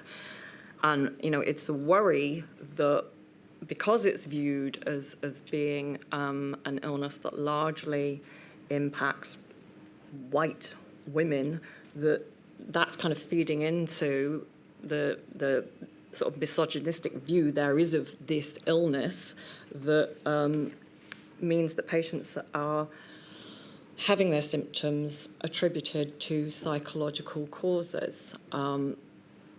There's a lot that we still need to understand, and there's a lot of people that we're still not reaching.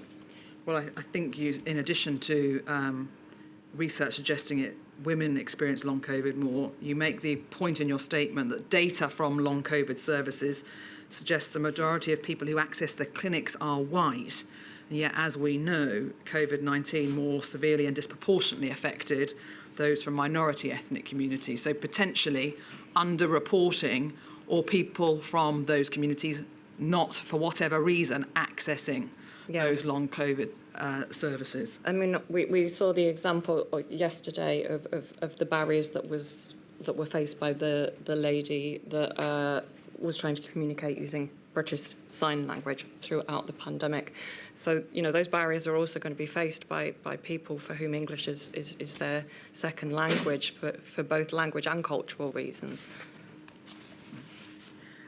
Mrs. Rogers, thank you very much. They are all the questions that I had for you. My lady, is there anything that you would like to ask? No, thank you very much for your help, Ms. Rogers. I do hope that the work of this inquiry will help gain long COVID the recognition that obviously it deserves. We're doing our best to ensure that it does. Whether we very much appreciate your support in that matter. Or whether we can make a difference in other respects, we'll wait to be seen. But at least we can get you some recognition, I hope. Thank you. Thank you very much indeed. Thank you very much, my lady. And can I hand over to Mr. Mills to take the next witness?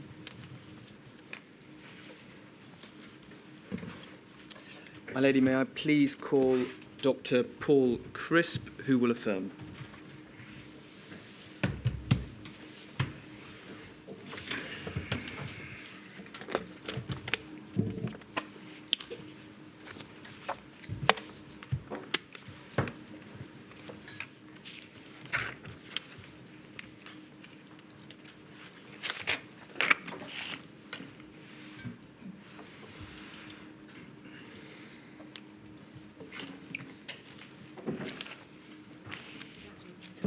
I do solemnly, sincerely and truly I solemnly, sincerely and truly declare and affirm that the evidence I shall give the evidence I shall give shall be the truth, the truth, the whole truth, and nothing but the truth. and nothing but the truth. Thank you. I hope we haven't kept you waiting too long, Dr. Crisp. Thank you.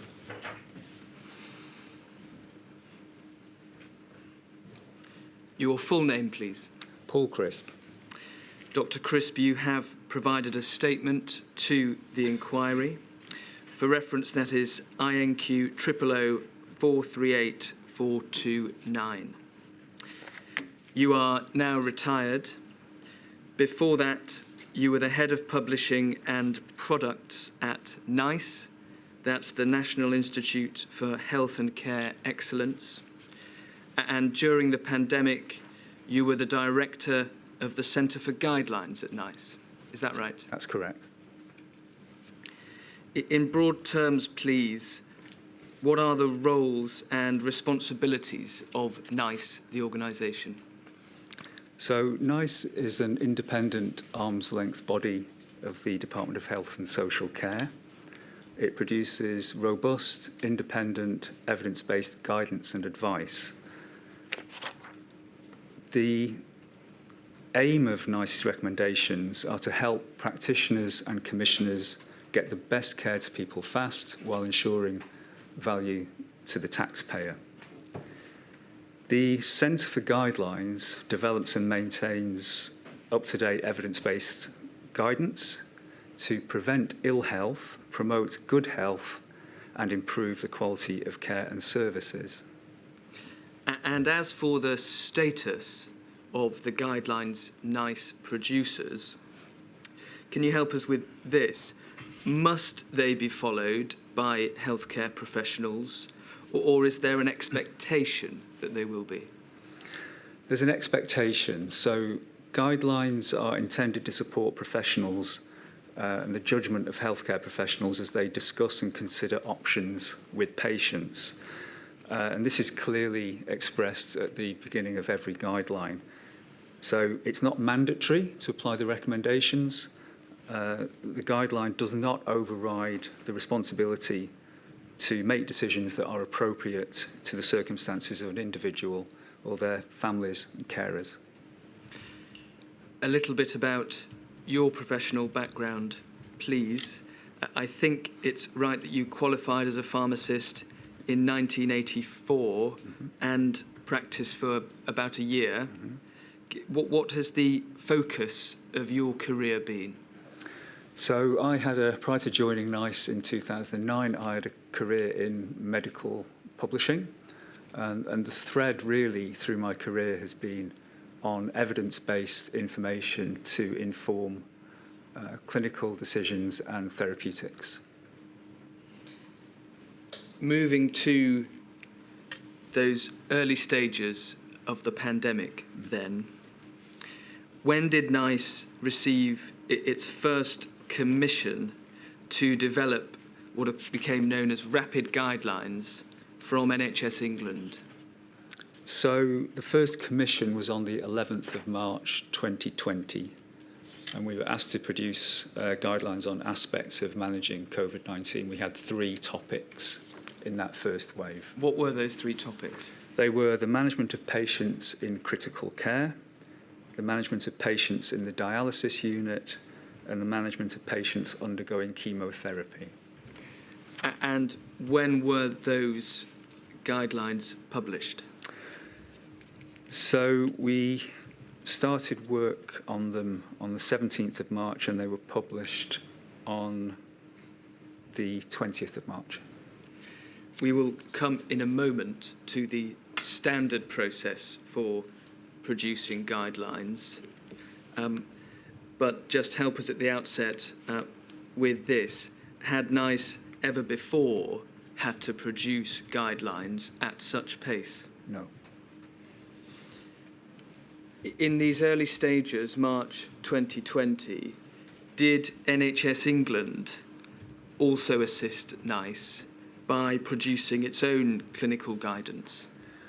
Yes, NHS England and others produced some other guidance aimed at the NHS.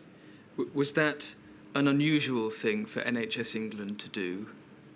So NICE occupies the guideline space with many others. Royal colleges, for example, produce guidance for certain specialisms, so it's not particularly unusual. Did there come a point when NHS England stopped providing clinical guidance and left the development of such guidance, as it were, to NICE?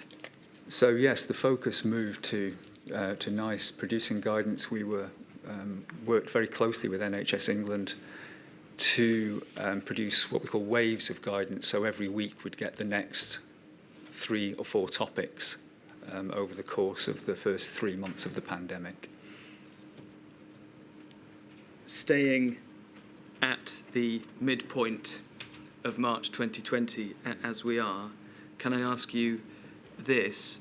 Were prioritisation criteria agreed for the work the Centre for Guidelines would perform?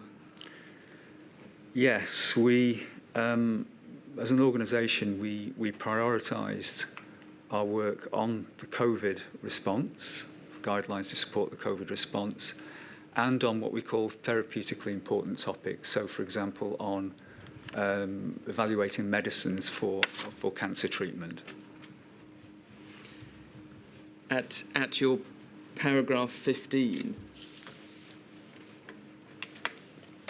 you say the purpose at the time of the prioritisation criteria was to avoid distracting the NHS when it was facing unprecedented pressure, releasing frontline healthcare staff who might otherwise have been engaged in guideline committees and as consultees of draft guidelines.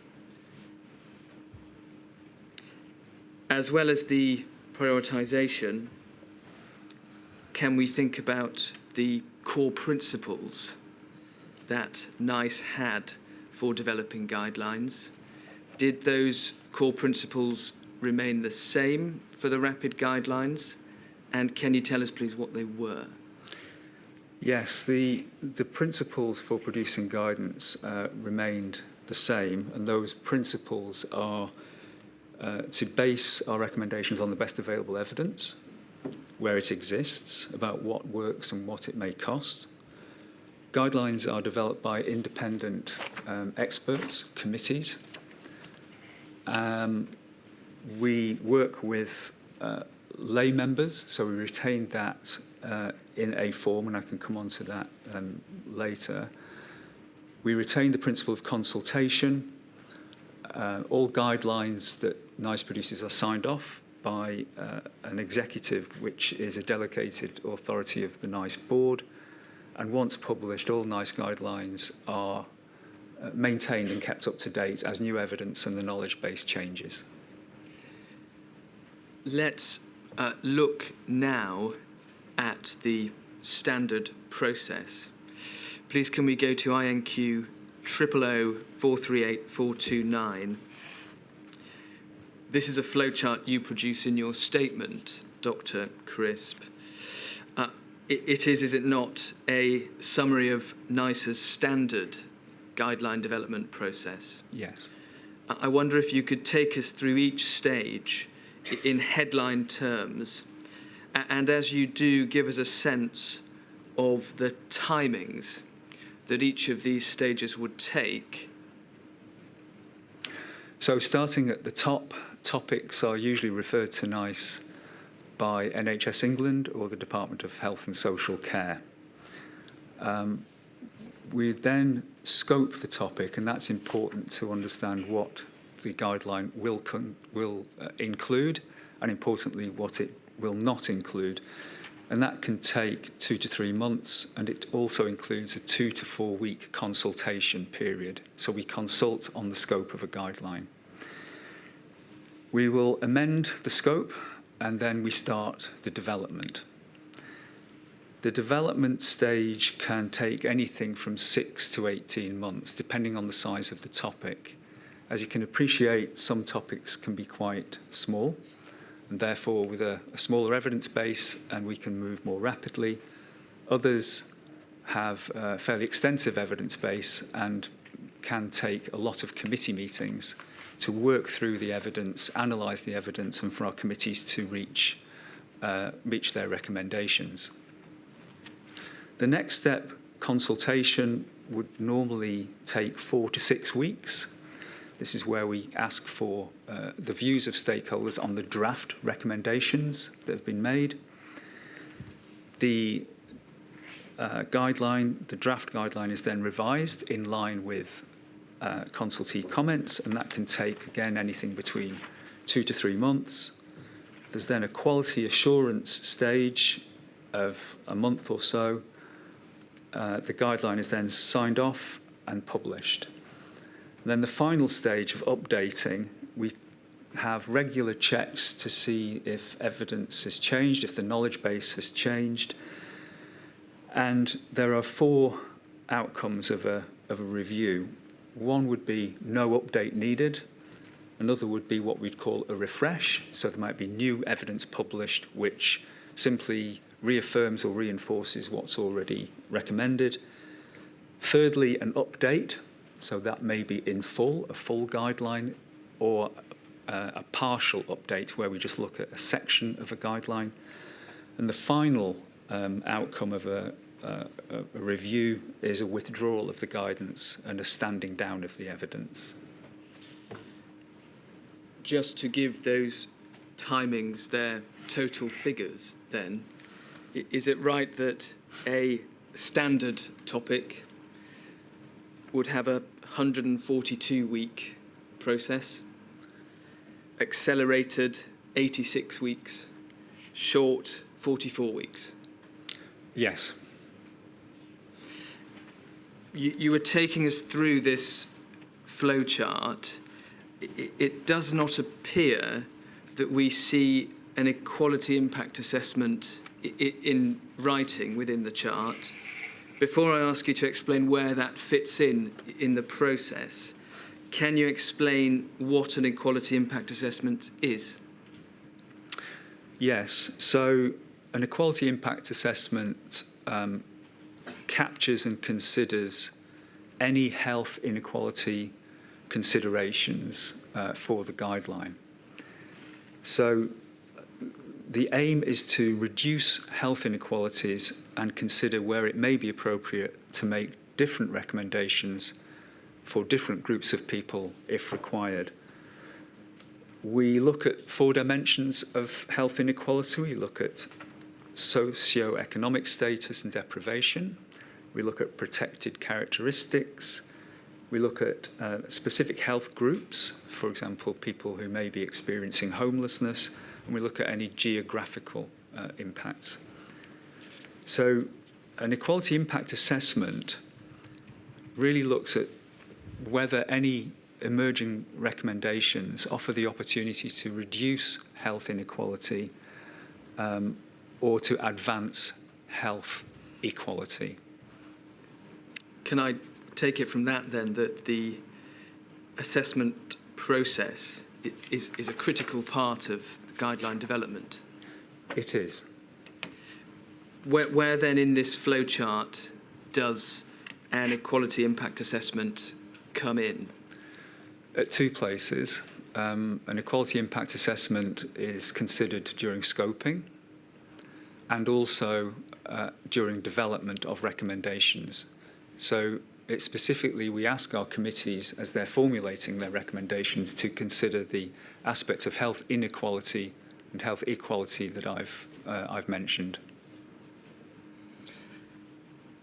As you took us through this process, you described the role of stakeholders. There is, I think, a standing stakeholder list. Is that right? Correct.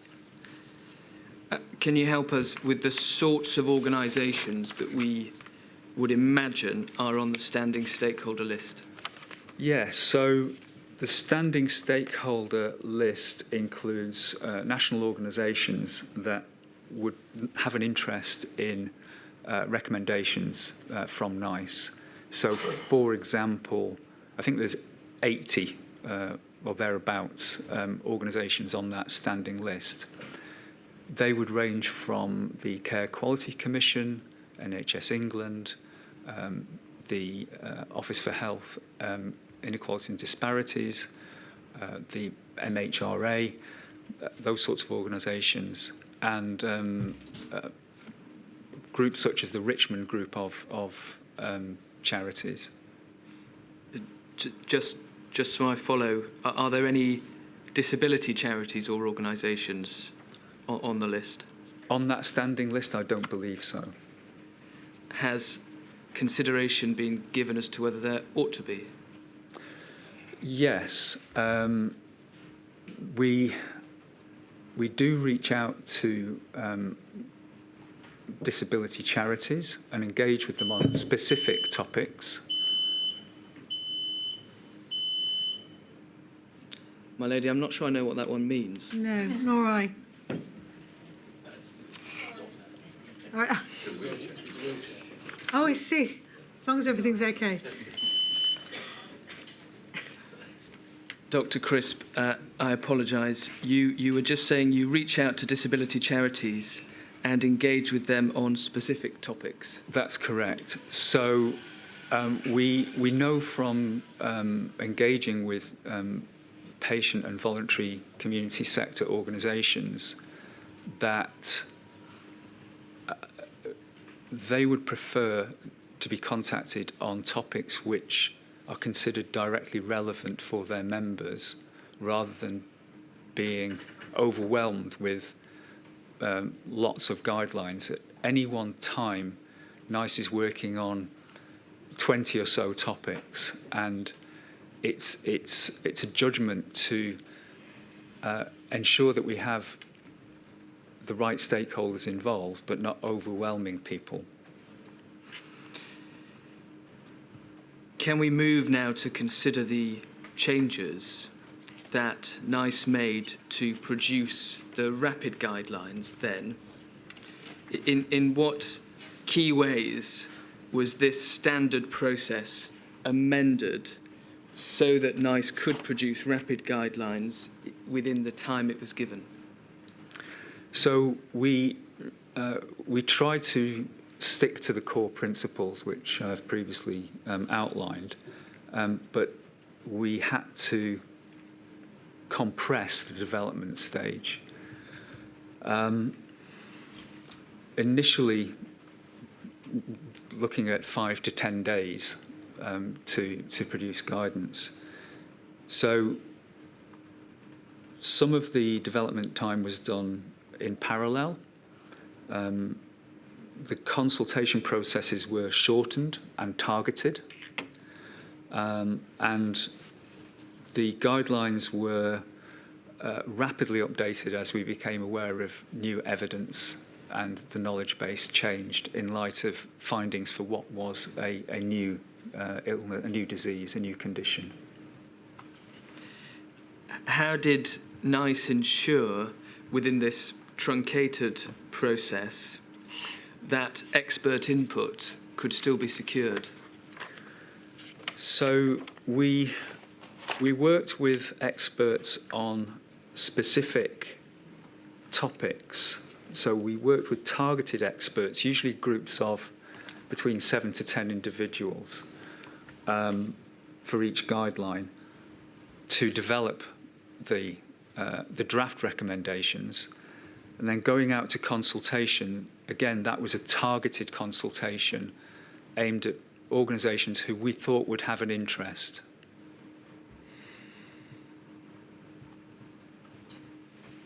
Is it possible, and it may not be so, to say how many experts would typically be involved in formulating a rapid guideline?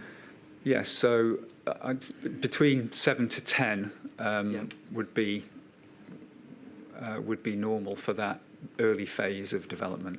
And is it possible to say from which disciplines those experts would generally be drawn from?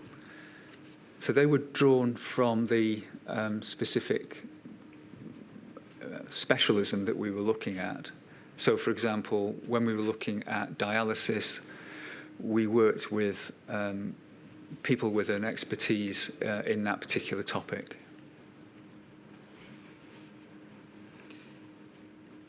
Did the Centre for Guidelines maintain equality impact assessments as part of its process during the formulation of the rapid guidelines?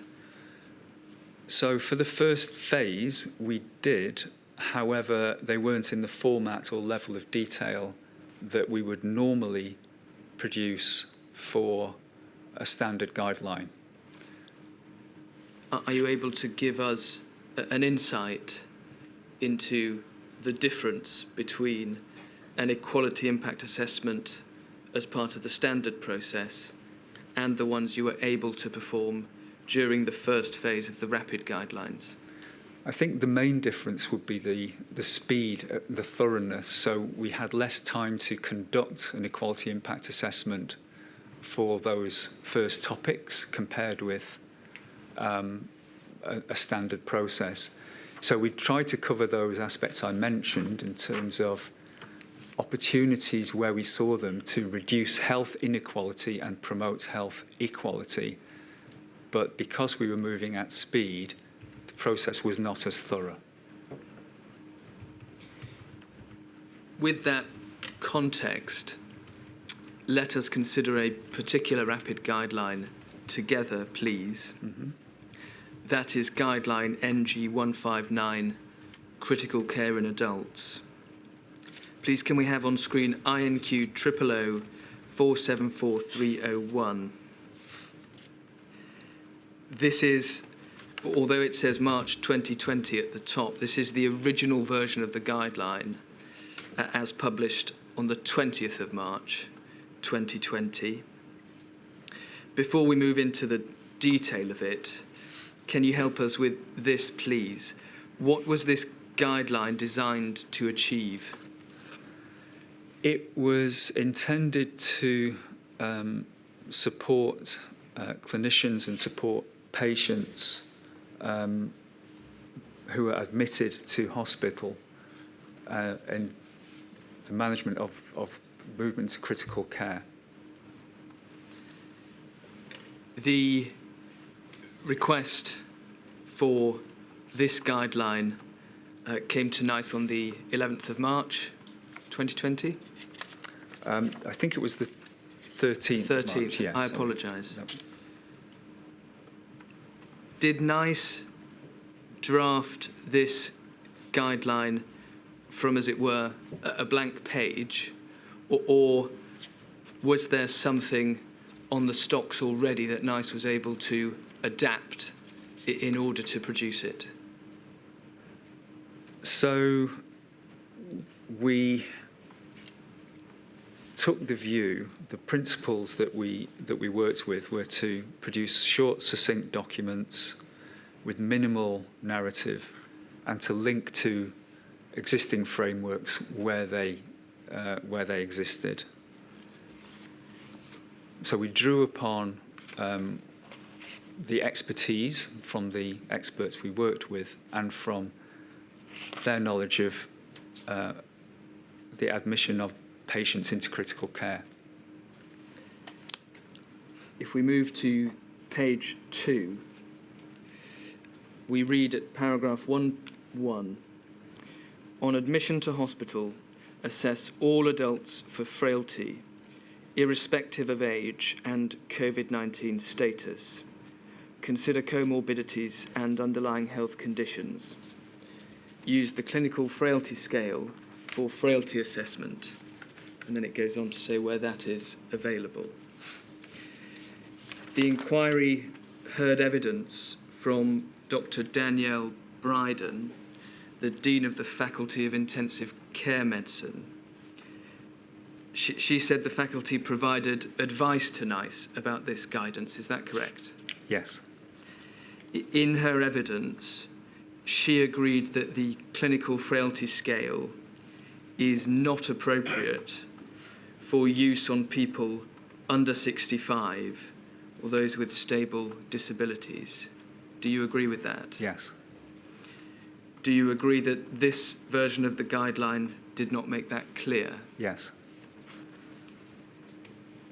Can we next please go to INQ 000228378?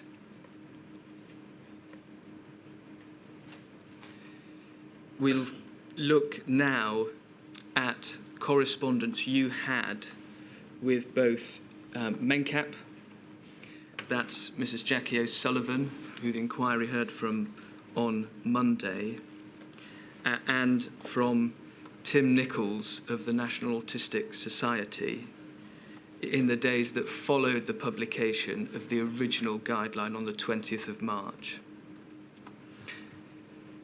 Here, halfway down the page, we have an email that you received from Mr. Nichols on the 23rd of March. In his second paragraph, third sentence, he expressed concern that the list of criteria outlined in the clinical frailty scale include criteria such as help keeping finances in order, meal preparation, and help with dressing.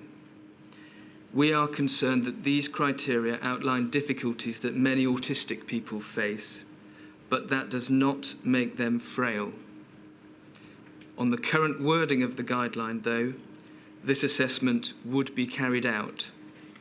This could lead to doctors making decisions about otherwise healthy autistic people that would put them at serious risk. When you read this email, did you agree with the concern that Mr. Nichols was expressing? Yes. We'll come in a moment to the contact you had with Mrs. O'Sullivan from MENCAP about this issue. For now, can I ask this? At this time, 23rd of March 2020, do you recall whether other disability charities or organisations had made contact with you or someone else at NICE expressing similar concerns? I think it was predominantly Mr. Nichols and MENCAP. If we move to page 1, email starting towards the bottom of the page from you on the 25th.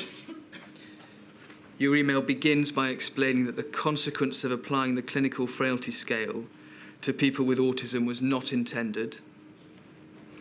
And we go on to read the amended paragraph 1.1. On admission to hospital, assess all adults for frailty, irrespective of COVID-19 status. Use the clinical frailty scale for frailty assessment available from the NHS Specialised Clinical Frailty Network as part of a holistic assessment of frailty. Now this, be aware of the limitations of using the CFS tool as the sole assessment of frailty. The CFS should not be used in younger people, people with stable long-term disabilities, learning disabilities, autism or cerebral palsy. An individualised assessment is recommended in all cases where the CFS is not appropriate. Are you able to give us an insight, please, into how this amended language was produced within NICE in the 48 hours between you receiving the concern from Mr. Nichols and sharing it with him on the 25th? Yes, so we're grateful that this was pointed out to us. We're grateful for that to Mr. Nichols and to MENCAP for pointing this out to us. And we worked to clarify the wording and when the clinical frailty scale should and should not be used, and hope that this new wording would make that clear. So it was really a dialogue working with the National Autistic Society and with MENCAP to produce a form of wording that was clear. Let us look then, please, at the dialogue you had with MENCAP. We begin on page 10.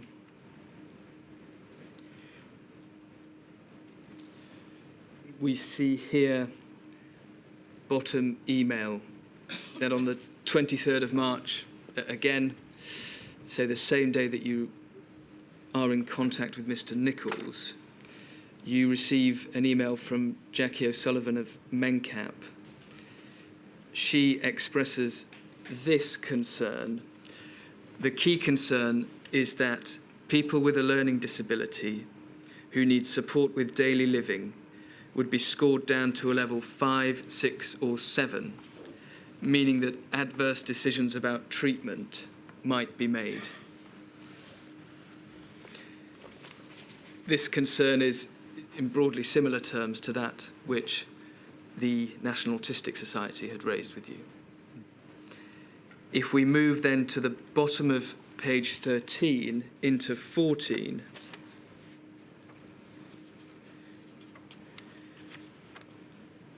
you email Mrs. O'Sullivan on the 24th of March, the following day,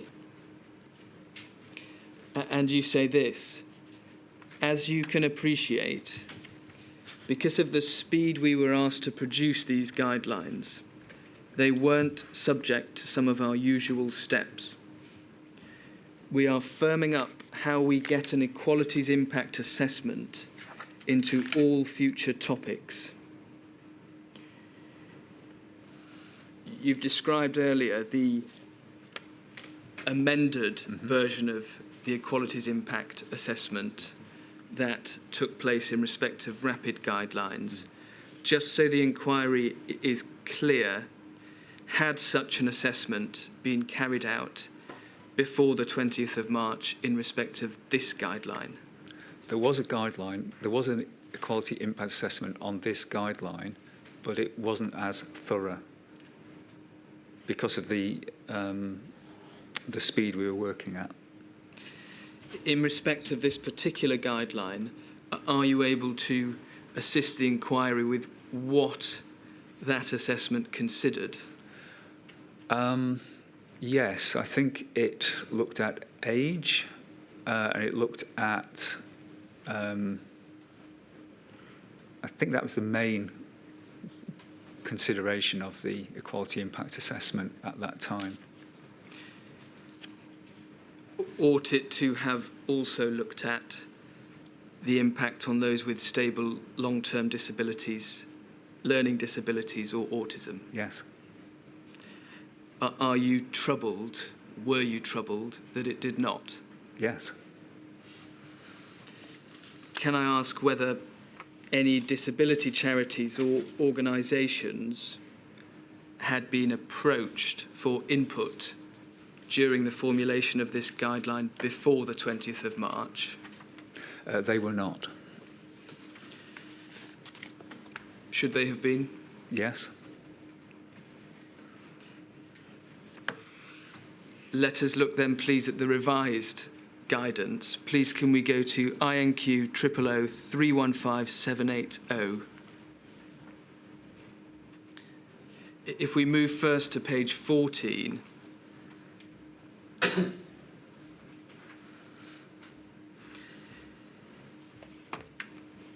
this page sets out the various updates within the iterations of this guideline.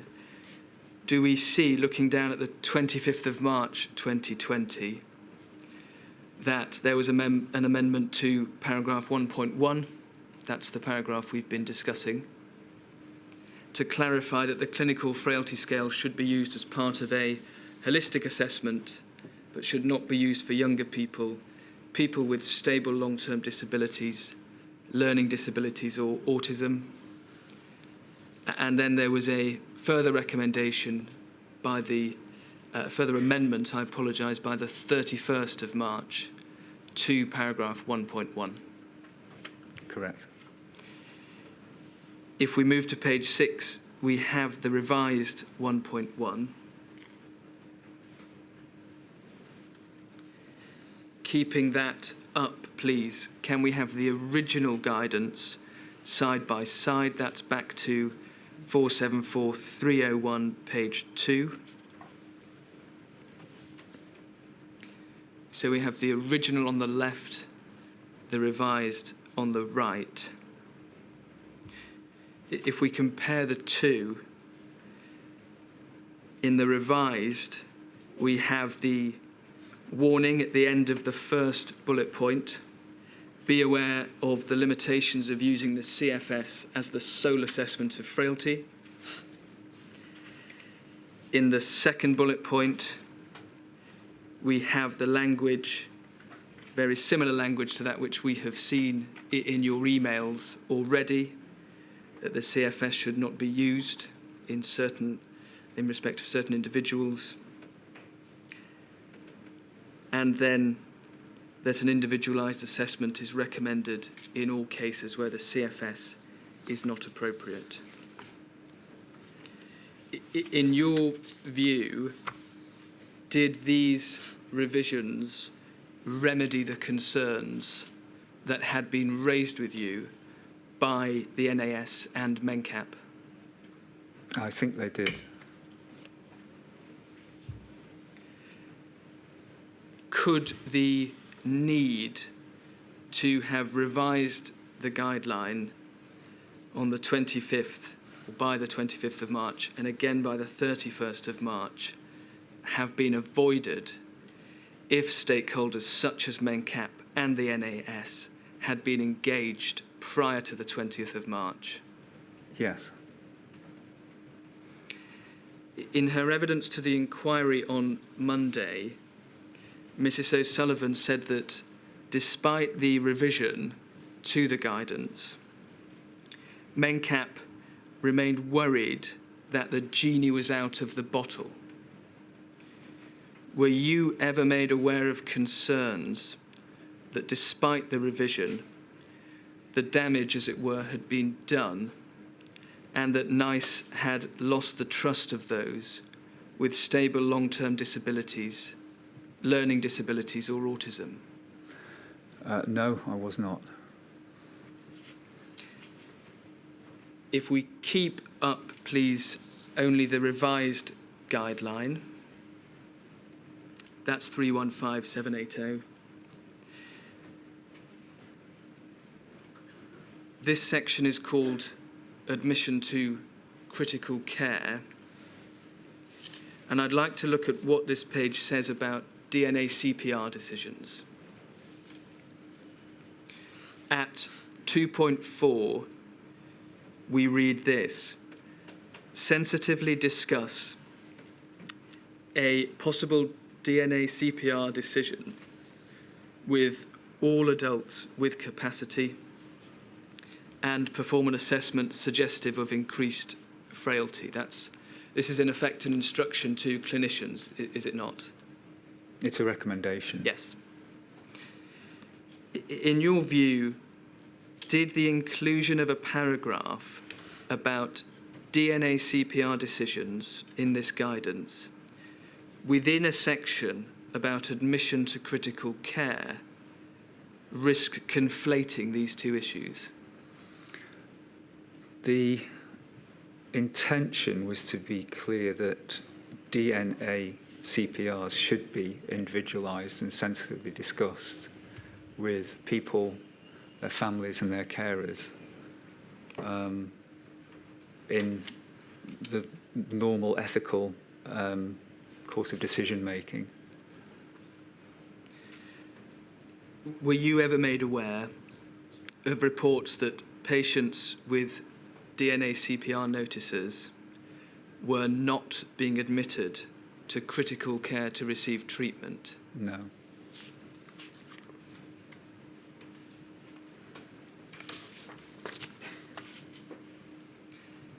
Please, can we go to PHT 112?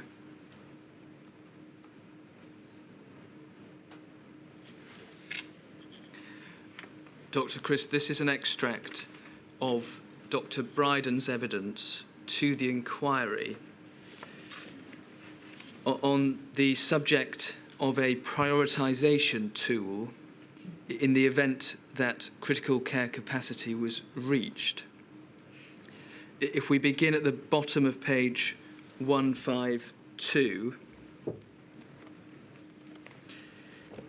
she said this: if I can go back to the NICE guidance, when we were advising NICE, we had actually identified with NICE that we felt at that point that we wanted something to go into the guidance to say where to look for guidance if the system became overwhelmed.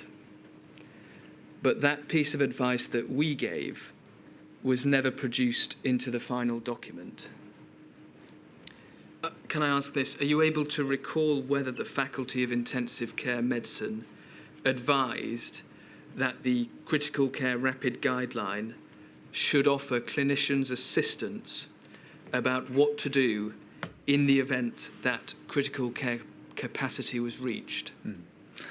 I don't recall that, but I do know that prioritisation of treatment in a capacity-constrained system was excluded from the scope. Can you help the inquiry understand how that exclusion was decided?